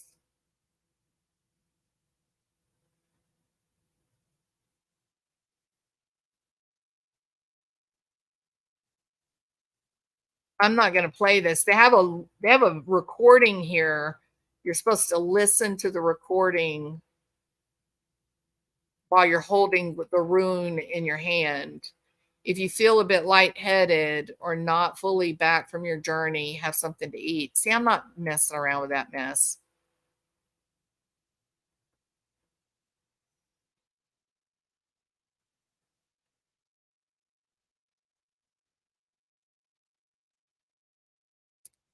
According to Norse legend, the first man and first woman were made from 2 trees. Gosh, crazy. It's so disturbing, you know. Like I said, my initial thought was this isn't a, it's obscene. It's obscene if it's not true. It's an abomination if it is true. And here's something that I guess I'll use to sort of end this live. If this turns out to all be true, and there is a larger group of these people, to include some of the powerful, especially of Indiana, that's terrifying, isn't it? Because in this world, in our world, we don't do these sorts of things. We don't believe in this type of violence being an extension of God. That's not the way that we envision the world. So, but they did once upon a time. That, remember that, because this is a group of people who they're using this connection to feel better about themselves, but to give themselves an affiliation with something that's bigger and more important than they are. Just like any cult. It's normal cult operating procedures. All right. So let me see. Hey, Big Ups, how are you doing? Big Up says it is not true. I find it horrifically disturbing to think why. Oh yeah, it is. This is probably, of all the time that I've spent in the true crime community, this is one of the most disturbing things that I've encountered. Perhaps the one thing more disturbing than this was the little boy in Dallas where that guy came in and took the baby out of the bed. And I don't remember the names of him. I knew the two twins. What was that little boy's name? Does anybody remember that? It had me revisiting a couple of the True Crime Jesus videos. Oh, Cinnamon Hot. Yeah. Did you see anything? Cash. Oh, Teresa, thank you. I feel horrible that I swear my brain is, it's tired. Thank you, Criminality. Yeah, Cash Gurnan. I think for me, the most disturbed I've been on a real kind of guttural emotional level was watching that video of that guy going in and getting that baby out of the bed. Just horrified. I had dreams about it. I was horrified. This is equally as horrifying. I'm horrified by not only the 135 pages, and listen, if you guys have not gotten through the whole filing, Criminality did such a good job. She's got a couple of days and they went through reading the whole thing. And it took how long? I don't even know how many hours. Was it 8 hours to get through the whole thing? So if y'all have not been over there, it is a good, like, driving to work, you could listen and hear. When you start hearing all the detail, I'm gonna warn you, prepare yourself. Just prepare yourself. Oh, you still haven't finished? Oh my gosh, girl. It's crazy, isn't it? It is crazy. Yeah, I watched like the 3 nights of it.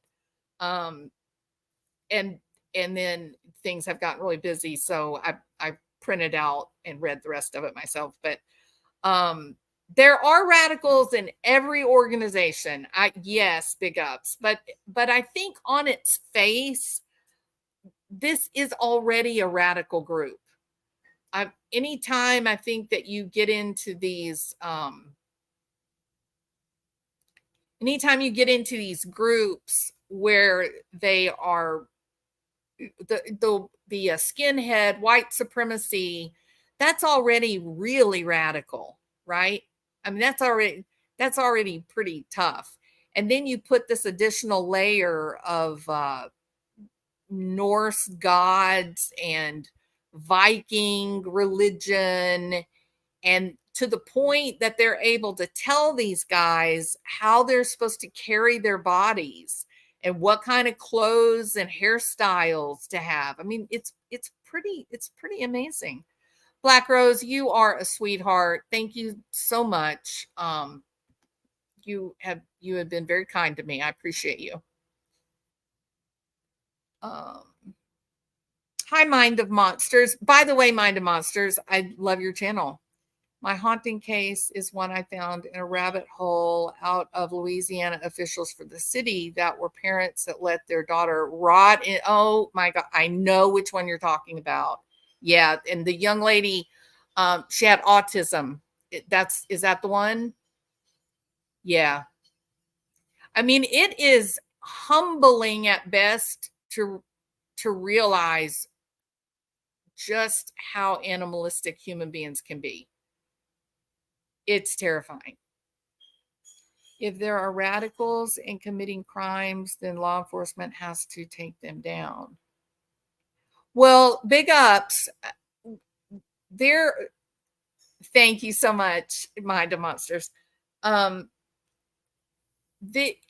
you go and you read this this filing for the Franks hearing, you're going to realize that there is law enforcement involvement.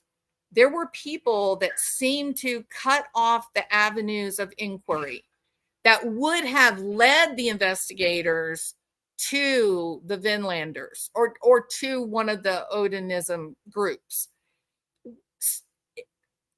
So some of the local law enforcement, and I'm going to just say it, okay, I don't know, other people maybe it makes you nervous. It makes me nervous for sure. But I think with that filing that's out there now, I think it's safe to say the sheriff, that he's a problem.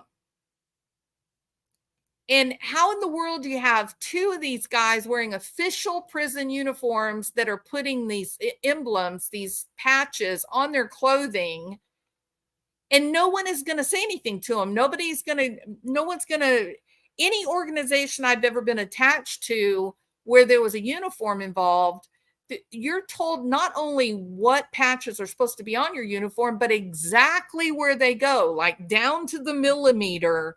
They'll tell you exactly where it has to be sewn on and how to be sewn on. So how did they get away with wearing these patches? It's very strange. So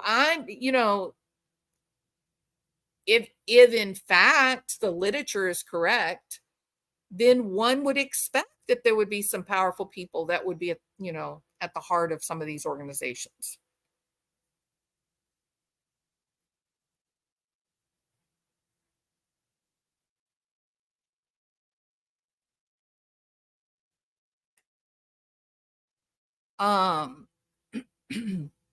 Lots of examples of radicals distorting their religious tradition. Lori Vallow distorted LDS. David Koresh was distorting Seventh-day Adventist. The list goes on and on. Agreed, Nita. Absolutely agreed. Yeah. And I do think it's harder to, talking just me specifically, I think it's a bit hard for me. I mean, I'm an academic. And so I understand these pagan rituals, pre-Christian religious expression. I get that was a different time and space and culture, and the demands on the people, their level of knowledge of the natural world, things like that was dramatically different than it is now.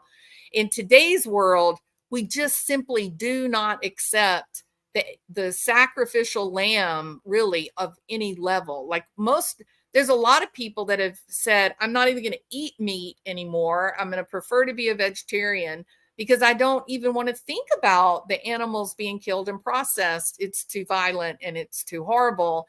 So that's for chickens and cows and sheep. We're talking about human beings in a day and time where we recognize, okay, so you're going to say some chants, you're going to hang somebody up from a tree somewhere, and then you're going to, kill them. And you think somehow this is going to benefit your world. How? Like, why? So on its surface, it's very hard in this modern day to accept this. It's just too barbaric and base. But we can intellectually understand that, yeah, there was actually human sacrifice in Viking times, pre-Christian times. And it was revered in the same way that we observe Christmas and Easter. These sacrificial events were reverent, solemn, organized, well-attended events where people would volunteer to die to help their tribe and to help their family. And it is chilling at best to think that you could get a group of people together today in 2023. You could get a group of people together today willing to act this out. It's this, we're talking about a level of mental illness that is rarely, seen. My husband was a sheriff. That would never happen in California. Yeah, I'm going to tell you, Black Rose, when I heard about these prison guards wearing these emblems, I just sat back in the chair and I said, what? How? Like, how would the warden even accept it? How would the captains on guard, on duty, accept it? What, that you would be written up because you'd be considered out of uniform. Unless maybe there were some people there that were a part of it. It's pretty crazy. Pretty crazy. Do they have pictures of these officers wearing the patches? Is Teresa still here? Criminality, are you still here? I have criminality blocked because certain reasons, but you're great, Jules. Have enjoyed. Lacey, thank you so much for being here. I appreciate it. I really do. Look, I think they do have pictures. They name the guards. So it doesn't seem to be in dispute. I have not seen anything that says they have pictures of them wearing them yet. But reading the filing, it doesn't seem like it's in dispute, does it? It seems like, I mean, they named the names of the guards. So anyway, that, that's something to kind of go in search of too, to see if somebody has pictures. Odin Works is a firearms parts maker, very popular with tactical community. Well, and this, these groups are often associated with militia, is one of the things that I learned. The Vinlanders are associated with militia, and that is one of the expansion into Colorado. I think it was like 2016 or 2017. That was part of the expansion into Colorado, is to find like a training ground for the militia. So that jumped out at me too. I was just blown away when I read that. I'm not sure if that's what we're talking about. No, well, so Chevron Grill, we're talking about the Delphi case, the Snapchat murders with Liberty German and Abigail Williams. They of course arrested a guy. His name's Richard Allen, and his defense, there's been a lot of, he is really decompensated in prison. They didn't put him in the county jail. They put him in the regular state prison, and he is, I don't even know if he's going to make it to trial at the rate that he is, falling to pieces. But his defense team filed a motion, a document asking for a Franks hearing. And what they laid out in this document, it's an official legal document to the court requesting a Franks hearing. And it basically says, look, Judge, here's all of the evidence that we've uncovered that it wasn't Richard Allen, little old Richard Allen by himself, that committed these horrific murders, that the murders were actually part of ritualistic sacrifice by a specific type of religious group there in Indianapolis. And so that's why we're talking about the name Odin and where it comes from. There are 3 groups in Indiana that fall under this term of Odinism, or most accurately seem to be practicing Odinism. That is, the Vinlanders are specifically there in Indianapolis. And there are people in the Vinlanders that Bob actually knows and is friends with. There's also the Saxon Kings, and then there is the Indiana Aryan Brotherhood. And like I said earlier, they're a really incestuous group that they kind of all start with one group and then they break off into a smaller group, or they'll join up with another group, but they all kind of know each other, and they kind of ebb and flow, but they're all practicing the same, white supremacy, anti-establishment, anarchist, type of, very Chevron, very bizarre, absolutely very bizarre. Crime is out of control in Indianapolis. The statistics have risen so high, it is now one of the top for violent crimes. Wow. Lots of our favorite movies and games include Norse figures. Absolutely, Nita. I believe whoever is responsible has taken these beliefs or traditions and distorted them to fit their own distorted perceptions. That's interesting that you said that, Nita. There is a, let me see if I can find it.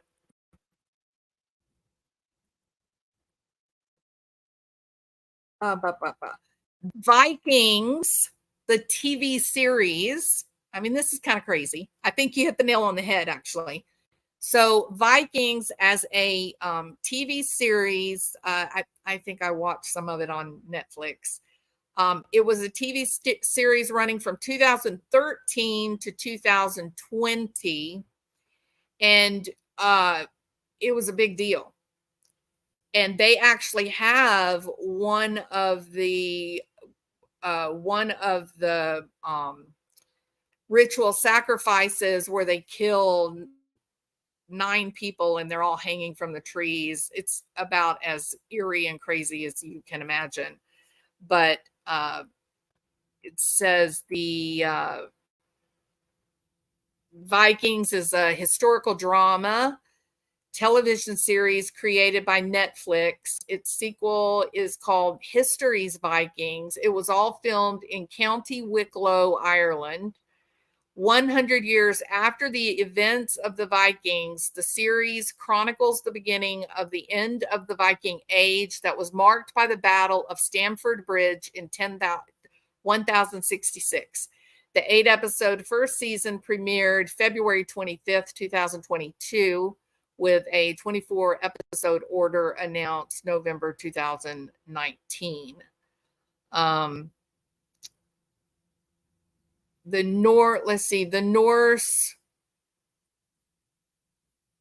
Norse clash among themselves over conflicting Christian and pagan beliefs.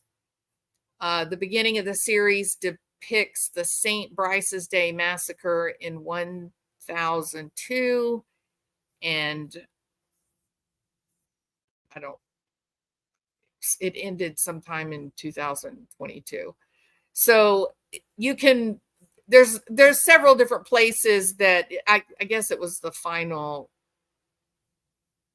See, they even do like the pit, and so they do in this series, this Netflix series, they did in one of the episodes, they do have the ritual sacrifice that with the nine bodies.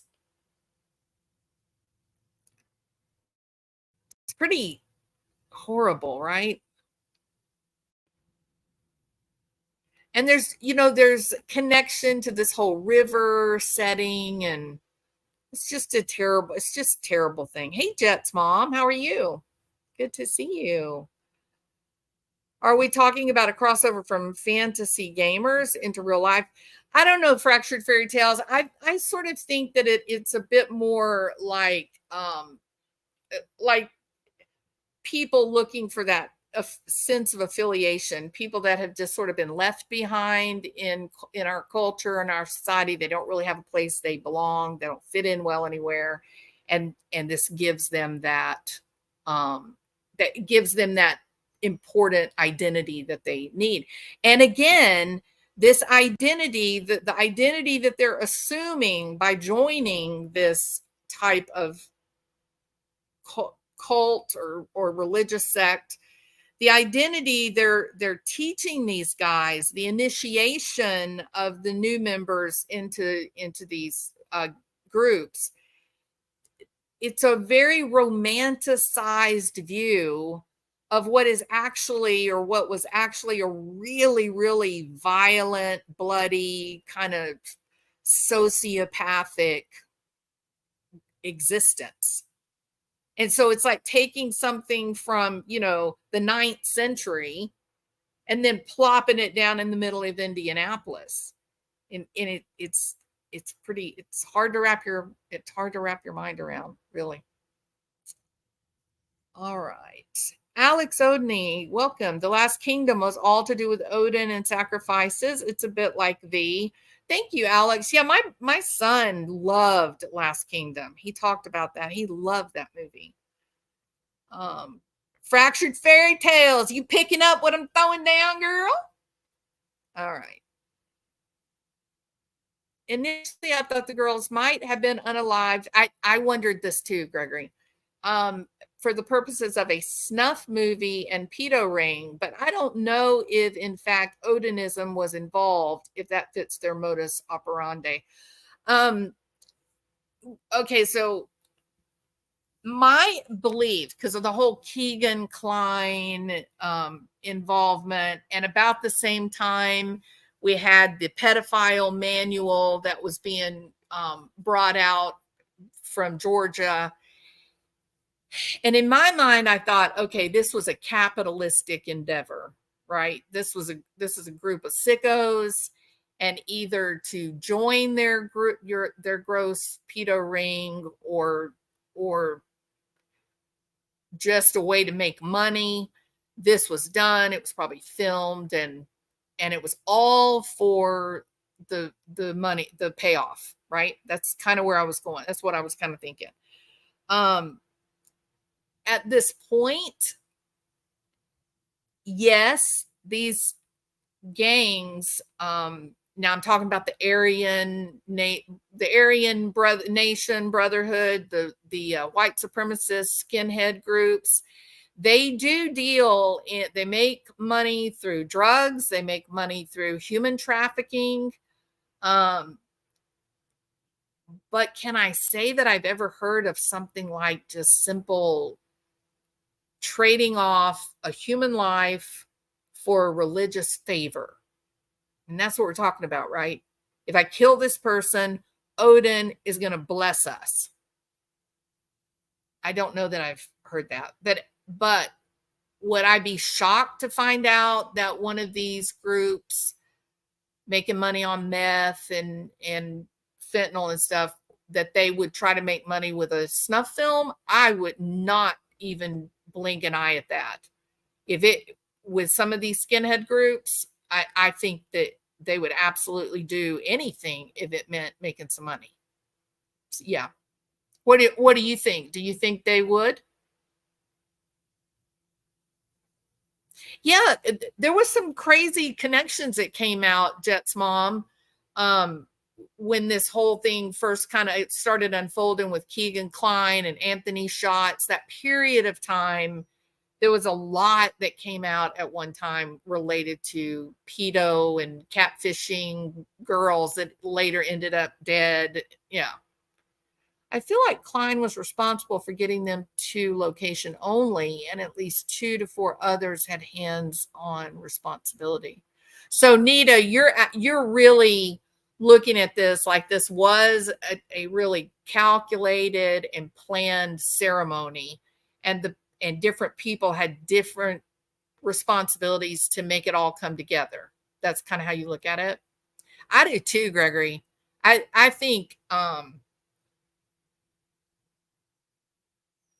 it wouldn't surprise me that one of these groups needing cash that they would do something like a snuff film. Yeah.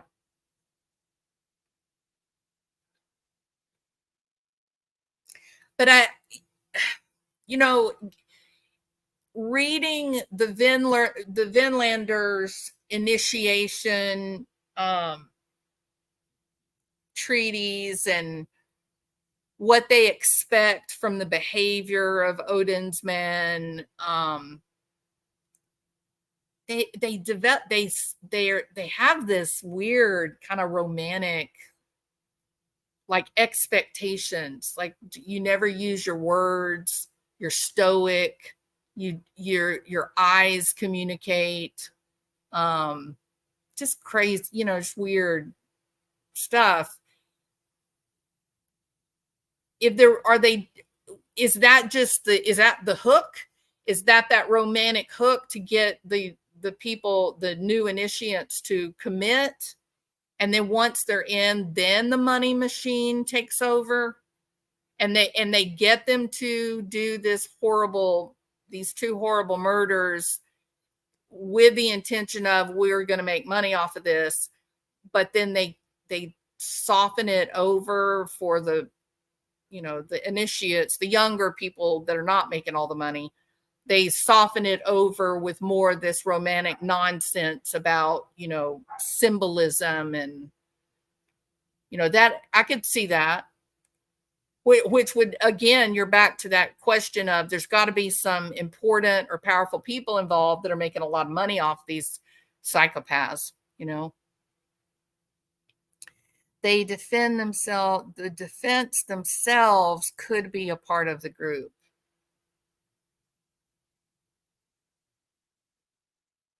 I don't know. Big ups. I mean, maybe. I hadn't got to that part. I'm still at the part of, is this real or is this nonsense? And I think after all of the information that I've been able to find, the fact that law enforcement was investigating two of these groups, that you have a very active Vinlanders group at that time that were friends with some of these guys in Indianapolis and Delphi, knowing that a defense attorney cannot, suborn perjury. A defense attorney cannot lie themselves, and they cannot elicit a lie from their client on the stand as evidence. It gets you to this place of, it has to be real. If you only look at the 135 pages, because look at the evidence that they put in the filing as a legal court document. It looks real to me.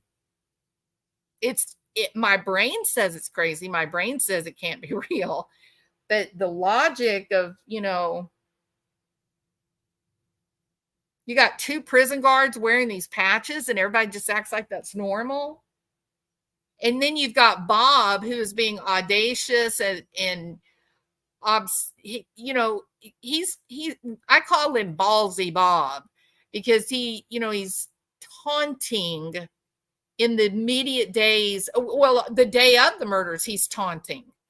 In the weeks after the murders, he's taunting people. Oh, I upset you. You think I'm the murderer, huh? Well, what if I wear this hat? What does this hat do for you? Laughing at the people that are legitimately trying to say, figure out, do I know this guy? Do I recognize the way he walks? Do I recognize his appearance? And everybody's going, well, you better look at old Bob. And, his son is going out with Abby. And isn't that weird that this guy looks exactly like Bridge Guy? And he's going on there wearing hats and saying, well, does this look like Bridge Guy? It's bad. It's really bad. I feel so bad for the families. Yeah, absolutely, mind of monsters. This being released, even with the gag order being in place, can't help but wonder if these names dropped in the document will harm or harass those families as well. Right. And I think we've seen enough on social media. There's going to be people going after those families. There will be.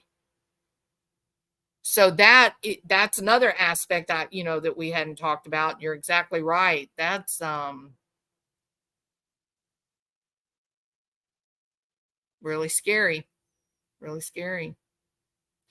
Big Up says they want to control the narrative. Being the defense, they can control the narrative, as you can see what they're doing now. But Big Ups, here's the point. They of course they want to control the narrative, just like the Koberger defense team is controlling the narrative, but they can't lie. They can't make up a nonsensical BS lie about ritualistic sacrifice if they don't have evidence to that. They can't do that. It's illegal for the attorneys to do that.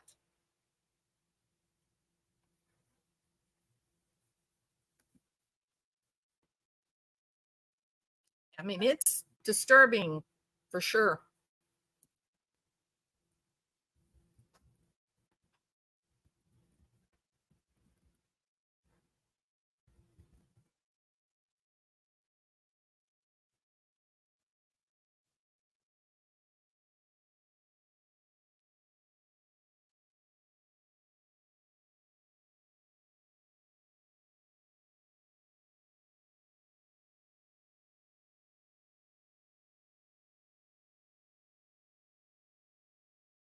All right.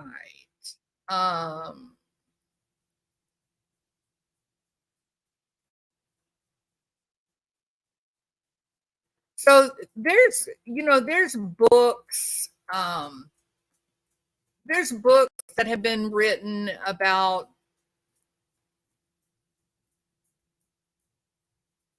my brain. I can't walk and chew gum at the same time. Apologize. There are books written about Odinism and what it is, why is it active, alive today, things like that. So there's a lot out there. I mean, you go to your library and check out a book from decades ago, or there's all kinds of articles and things to read, online. I was gonna see. I don't think I have that on this computer.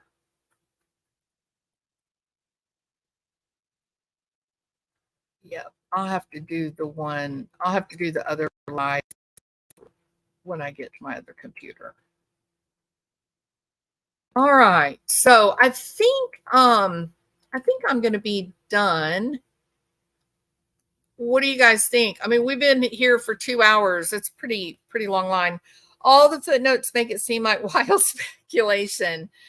Well, I don't know that it's wild speculation. I mean, they have police reports, the actions of some of the cops and stuff were highly suspect. Well, I know okay. Here's what I'm saying, Big Ups. I wouldn't disagree with you. I think it would be expected that a defense attorney would want to take control of the narrative. They would want to try to undermine the confidence of the prosecution.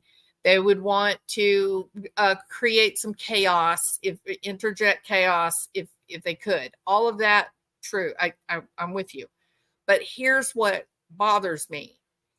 It's the filing. It's a legal document going to the court asking for a hearing to present all this evidence. So if they are lying, they're insane. And I don't think multiple defense attorneys are going to just throw caution to the wind and just develop a Hollywood-esque type movie script and try to act it out in an Indiana courtroom. That what doesn't make sense to me. So I think that's what's so freaky for me is it was in their legal filing. They're asking for a hearing to present their evidence. They believe it. They believe what they have put in that document. Absolutely, Nita. 100% agree.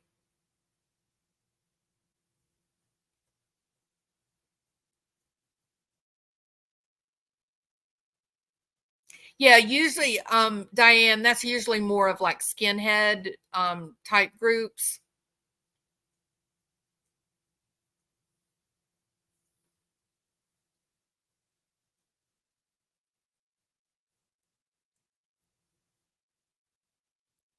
So Alex Odney, I 100% agree with Alex here because this is kind of, I'm trying. Let me say this too. I'm really trying to be respectful of the families. And those of you that are regulars in my channel and everything, I don't get into like the gore and the sadistic stuff related to some of these crimes. I just try to stay away from it.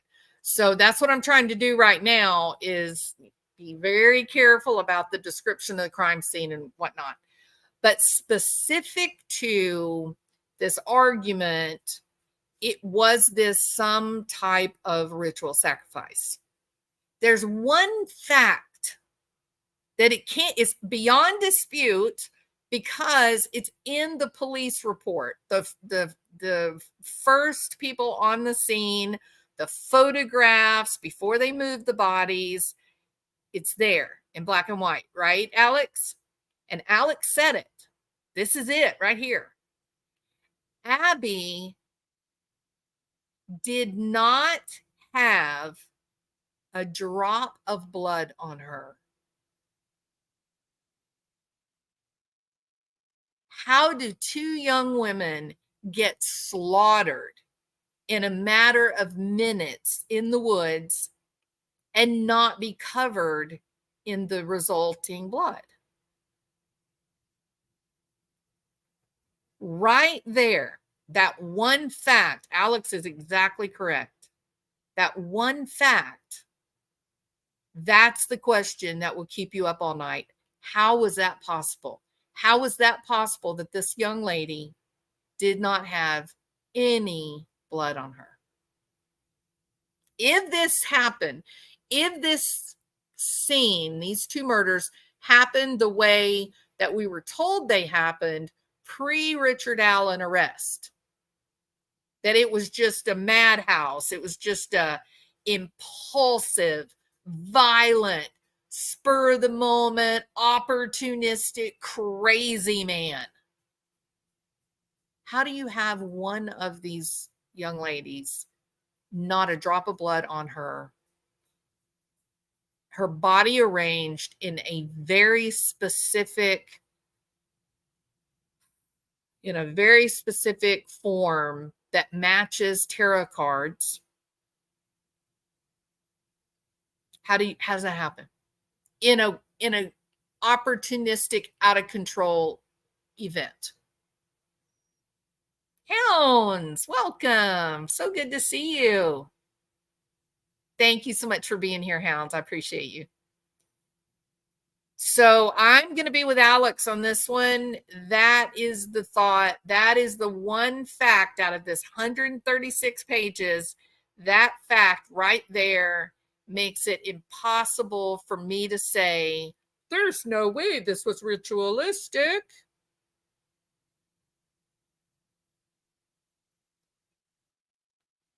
Or they had supplies planted there in advance and removed. Yeah, premeditated, very organized, planned. Like everybody knew what their role was and they knew what to do. Scarlett, thank you. You are a sweetheart. Thank you so much. Okay, so the the point of this live, because Lord knows we have got some great creators that are going through the 135 pages, and it has taken days, hours to try to get through it because it is just so information intensive.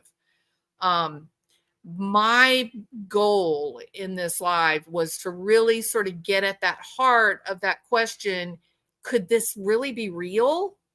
Or is this nonsense? Because we've had some creators that have said this is BS, the defense is lying, this is all, hood and, smoke and mirrors, it's not real, it's just, dramatic BS, right? We've got that group. Then we have the other group that are trying to go through the facts in the filing, trying to say, could this really be? Like, is this really possible? And like I said, I think when you consider the two guards, you have documents from detectives where they are actively investigating at least two of these groups there in Indiana being associated with this. We have someone online that is using matchsticks to lay out the very symbols of the sticks that were placed on their bodies on the day of the murders. And he remains taunting and playful even today. Vikings did do human ritualistic sacrifice, and I think it's possible that this is real. You too, Sketty Nona. It was good to see you. Thank you for being here. And I lived in the creek to wash away remnants.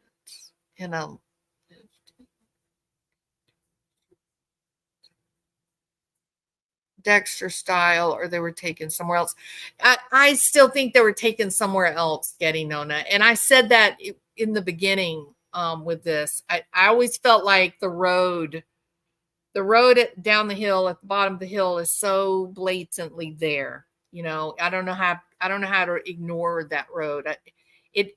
They definitely would have had control of the girls in a car much better than trying to walk them through, and remember how quickly people started looking for the girls.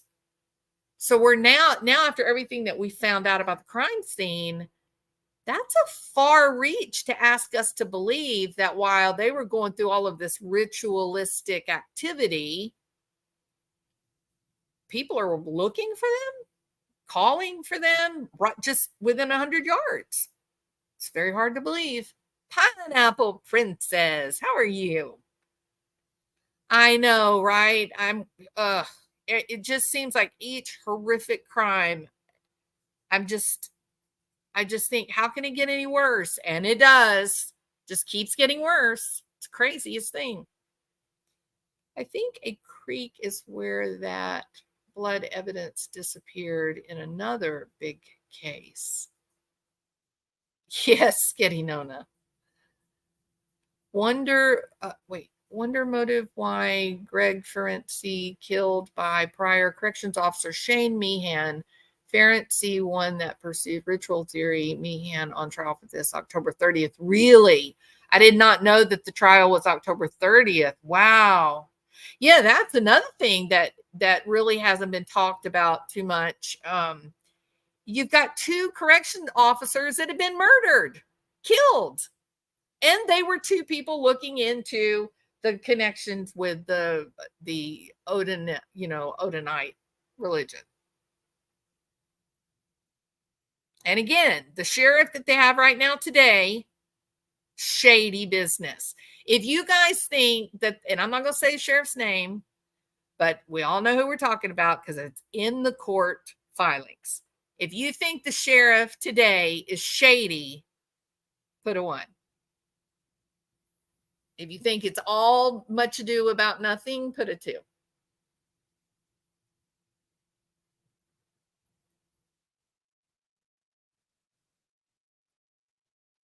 Well, I think the motive, Nita, is the religious sacrifice. That the sacrifice is the motive. Hey, Hilaria, welcome. It's good to see you again. I feel like I haven't been here in a long time, so it's really nice to see everybody. Hi, Melissa. Good to see you. Hounds is one of those people traditionally, historically, is what we all should be. Okay. Hound sort of sets that standard where just give me the evidence and then I'll make a decision after we've heard everything there is to hear. So we really should be more like hounds. That's true. Anyway, please take the time to hit the thumbs up. Thank you so much, Black Rose. Yeah, so now is shameless pandering time. I'm going to throw myself at your mercy and beg and cry and plead. No, I'm not going to do all that.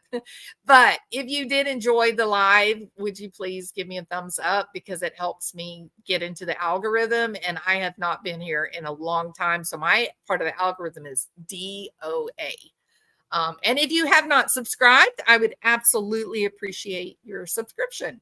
Not member, but just hit the little subscribe button, and then you'll get a notification when I go live again. But for sure, please hit the thumbs up, because that's kind of the big one for trying to get the algorithm to pay attention. Absolutely, hounds. I get you. Yep. All right. Talking about Meehan motive for unaliving. Oh, there. Yeah, Anita. Yeah. I'm gonna so will you be trying to go to the trial, Nita? I don't know if you're close or, near enough to do that. Thank you, Pineapple. Thank you so much.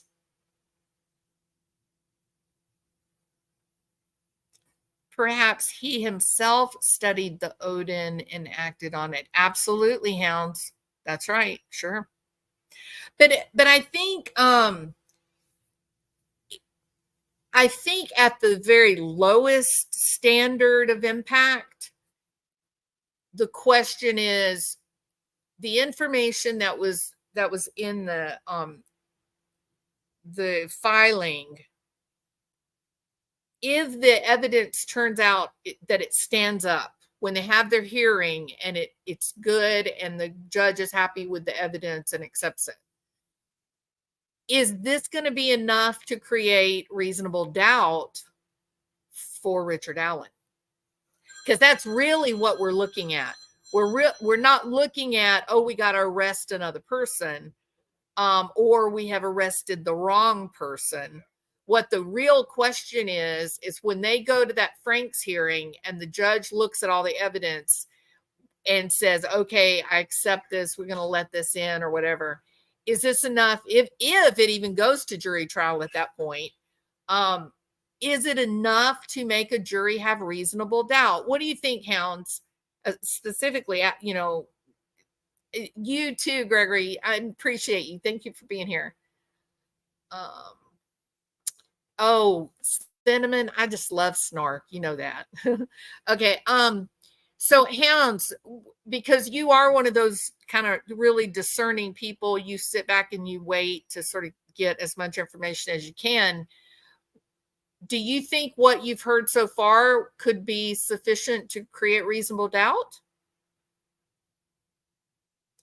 See, Melissa, I'm with you.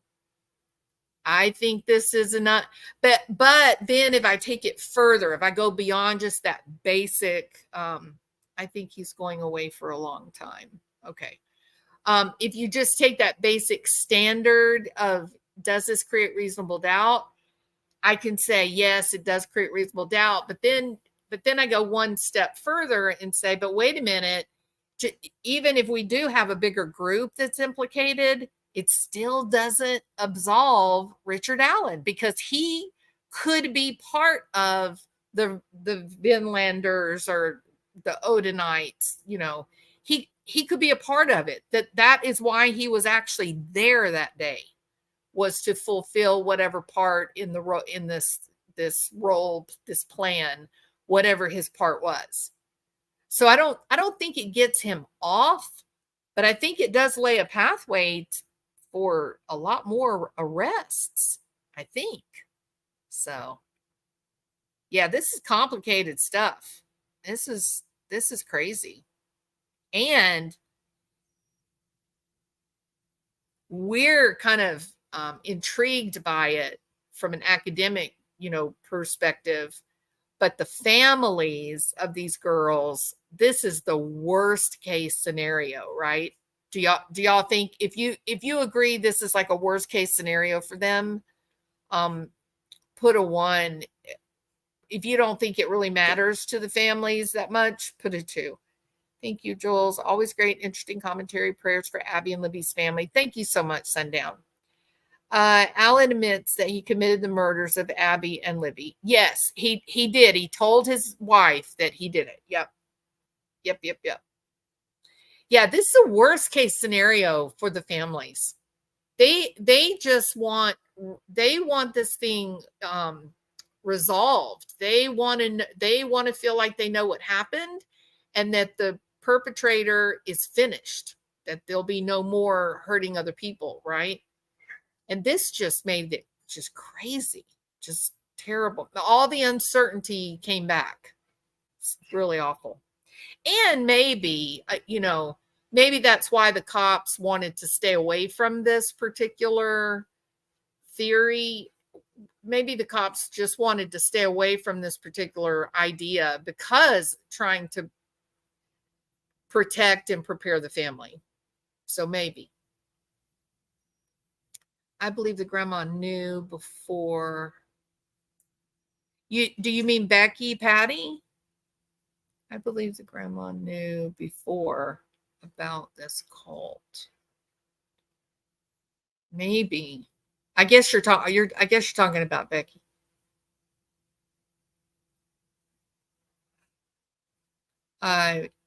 Oh, well, if they are part of the same group, Diane, I think he would probably go to his grave before he would tell the other people's involvement, right?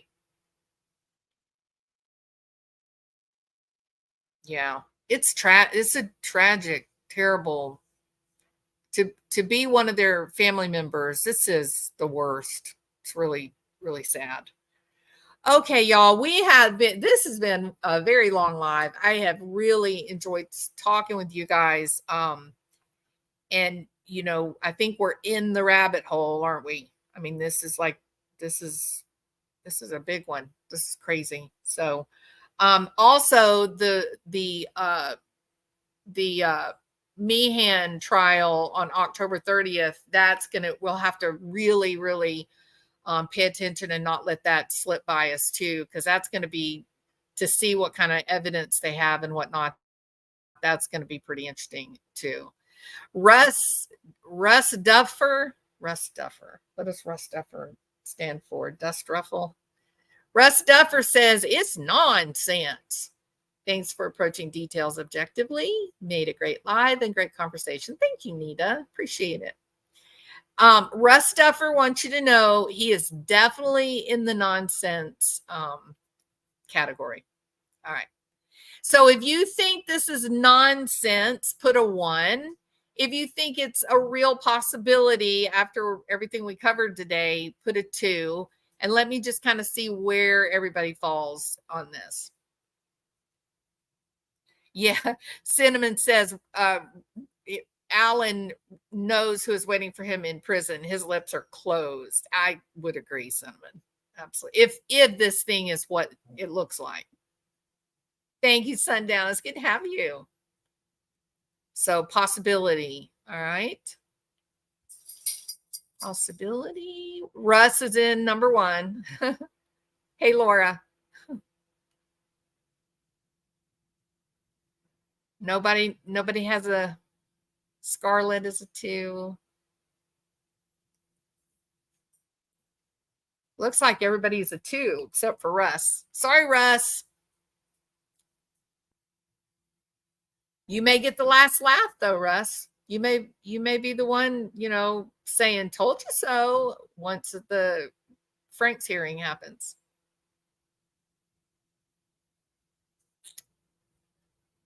Thank you. Hopped on late, but I read over app already and remember this being talked about early on. Thank you, Melissa. All right, people. Really enjoyed seeing everybody today. It's been a very long time since I did this. I have missed you guys more than you know, and I have really, really enjoyed today and being with you guys. Black Rose, thank you so much. You keep being a really great supporter of the channel, so I really do appreciate you. All right, everybody.